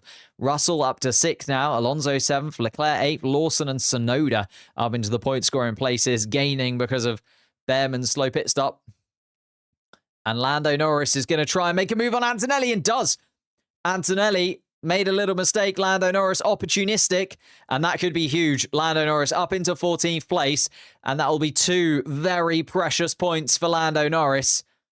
Could maybe even have a look at Carlos Sainz here in this final lap. Carlos Sainz is 1.5 seconds ahead. Can he absolutely smash this final lap? We've seen last lap Lando before. This is a crucial last lap for Lando Norris's championship hopes. And Kimi Antonelli, his tyres have just fallen off a cliff as we see Max Verstappen comfortably sauntering around the middle sector. Can Lando Norris do it again? Just caught Antonelli sleeping a little bit. Antonelli made a tiny mistake. Hadjar has made his way back into the pits, so there's going to be no safety car or anything from him. Lando Norris up into 4th place, a second behind Carlos Sainz. Closing in the gap, though, through the first sector. Going to be the final couple of corners where Lando Norris might be able to just make a lunge. Unlikely, though. Verstappen around the final couple of corners.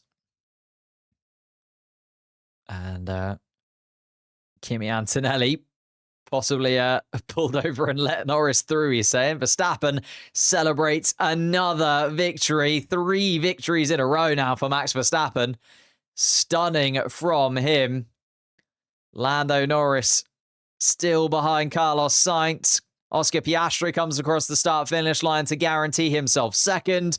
And Carlos Sainz is going to get a podium place. It is Carlos Sainz just ahead of Lando Norris to take 3rd spot. Lando Norris takes 4th. Antonelli a distant 5th. Antonelli's just fallen off a cliff at the end there by the looks of things in terms of race pace. He's 5th fastest. And then George Russell almost an age behind. 20-second gap between Antonelli and Russell in 6th place. Fernando Alonso will come home in 7th after some shenanigans from the Spaniard. He's actually come out fairly good. 7th place for Fernando, 8th place for Charles Leclerc, 9th place for Liam Lawson, 10th place for Yuki Tsunoda. Heartbreak for Isaac Hadjar, who was inside of the point-scoring places the entire race, and Ollie Behrman as well, it has to be said. Ollie Behrman looking at a 10th place finish in his Haas until a bad pit stop came about for him. But that is how our top 10 looks. Lawson and Tsunoda guaranteed themselves some points. And let's take a tiny little look at the championship board at the end of this Grand Prix then. Lando Norris does still lead, and those 2 points could be crucial. He now leads by 12 points to Max Verstappen behind on 396. Oscar Piastri does drop to 3rd place in the driver's standings, 392. I think Piastri was the quickest driver all weekend. I feel a bit bad for Oscar Piastri there. Just got outplayed by a Max Verstappen strategy masterclass from Red Bull. Russell gains 8 points. Leclerc gains 4. Antonelli only gains 10 now, so is 2 points adrift of Lewis Hamilton. So could steal 6th place in the final race of the season. Alex Albon, no points for him, but 73. 64 for Carlos Sainz. He jumps up into 9th place in the standings and looks comfortably ahead of Isaac Hadjar. 13 points now, the gap for 9th place. And that is a really, really incredible drive from Carlos Sainz and a brilliant second half of the season from him in that Williams car. They have been by far and away the 5th best team of the season and by far and away the best of the rest drivers of the campaign. Feel a little bit for Isaac Hadjar there. He does drop down to 10th place. Hulkenberg also drops down to 11th. And then Yuki Tsunoda gaining a point moves himself out of the 32 club and into the 33 club. Yuki Tsunoda up into 15th place in the standings. Mercedes also making sure that they pretty much lock in 2nd place in the constructors' standings. Red Bull also very likely to guarantee themselves 3rd place, although not mathematically impossible that Ferrari could make up a position or Red Bull could make up a position. Likely that the top 5 will be locked in now. Racing Bulls also with Liam Lawson picking up a couple of points, at least make 6th place pretty much locked in. Aston Martin have also kept Haas and Sauber now at arm's length, with Fernando Alonso picking up those 6 points. Aston Martin very likely to finish 7th in the constructors, but that is where it stands. Thank you guys so much for watching. I'll be live in a few minutes time for the members only post-race show, and I've got lots of videos coming at you this week before Abu Dhabi. 12 points the gap, another 4 to Piastri. Anything could happen in Abu Dhabi, and if you're not subscribed to the channel, you should be subscribed now so that you don't miss it. If I don't see you before, I'll see you in a week's time, where we will find out which of those 3 drivers will be crowned the 2025 Formula One World Champion. I'll see you there.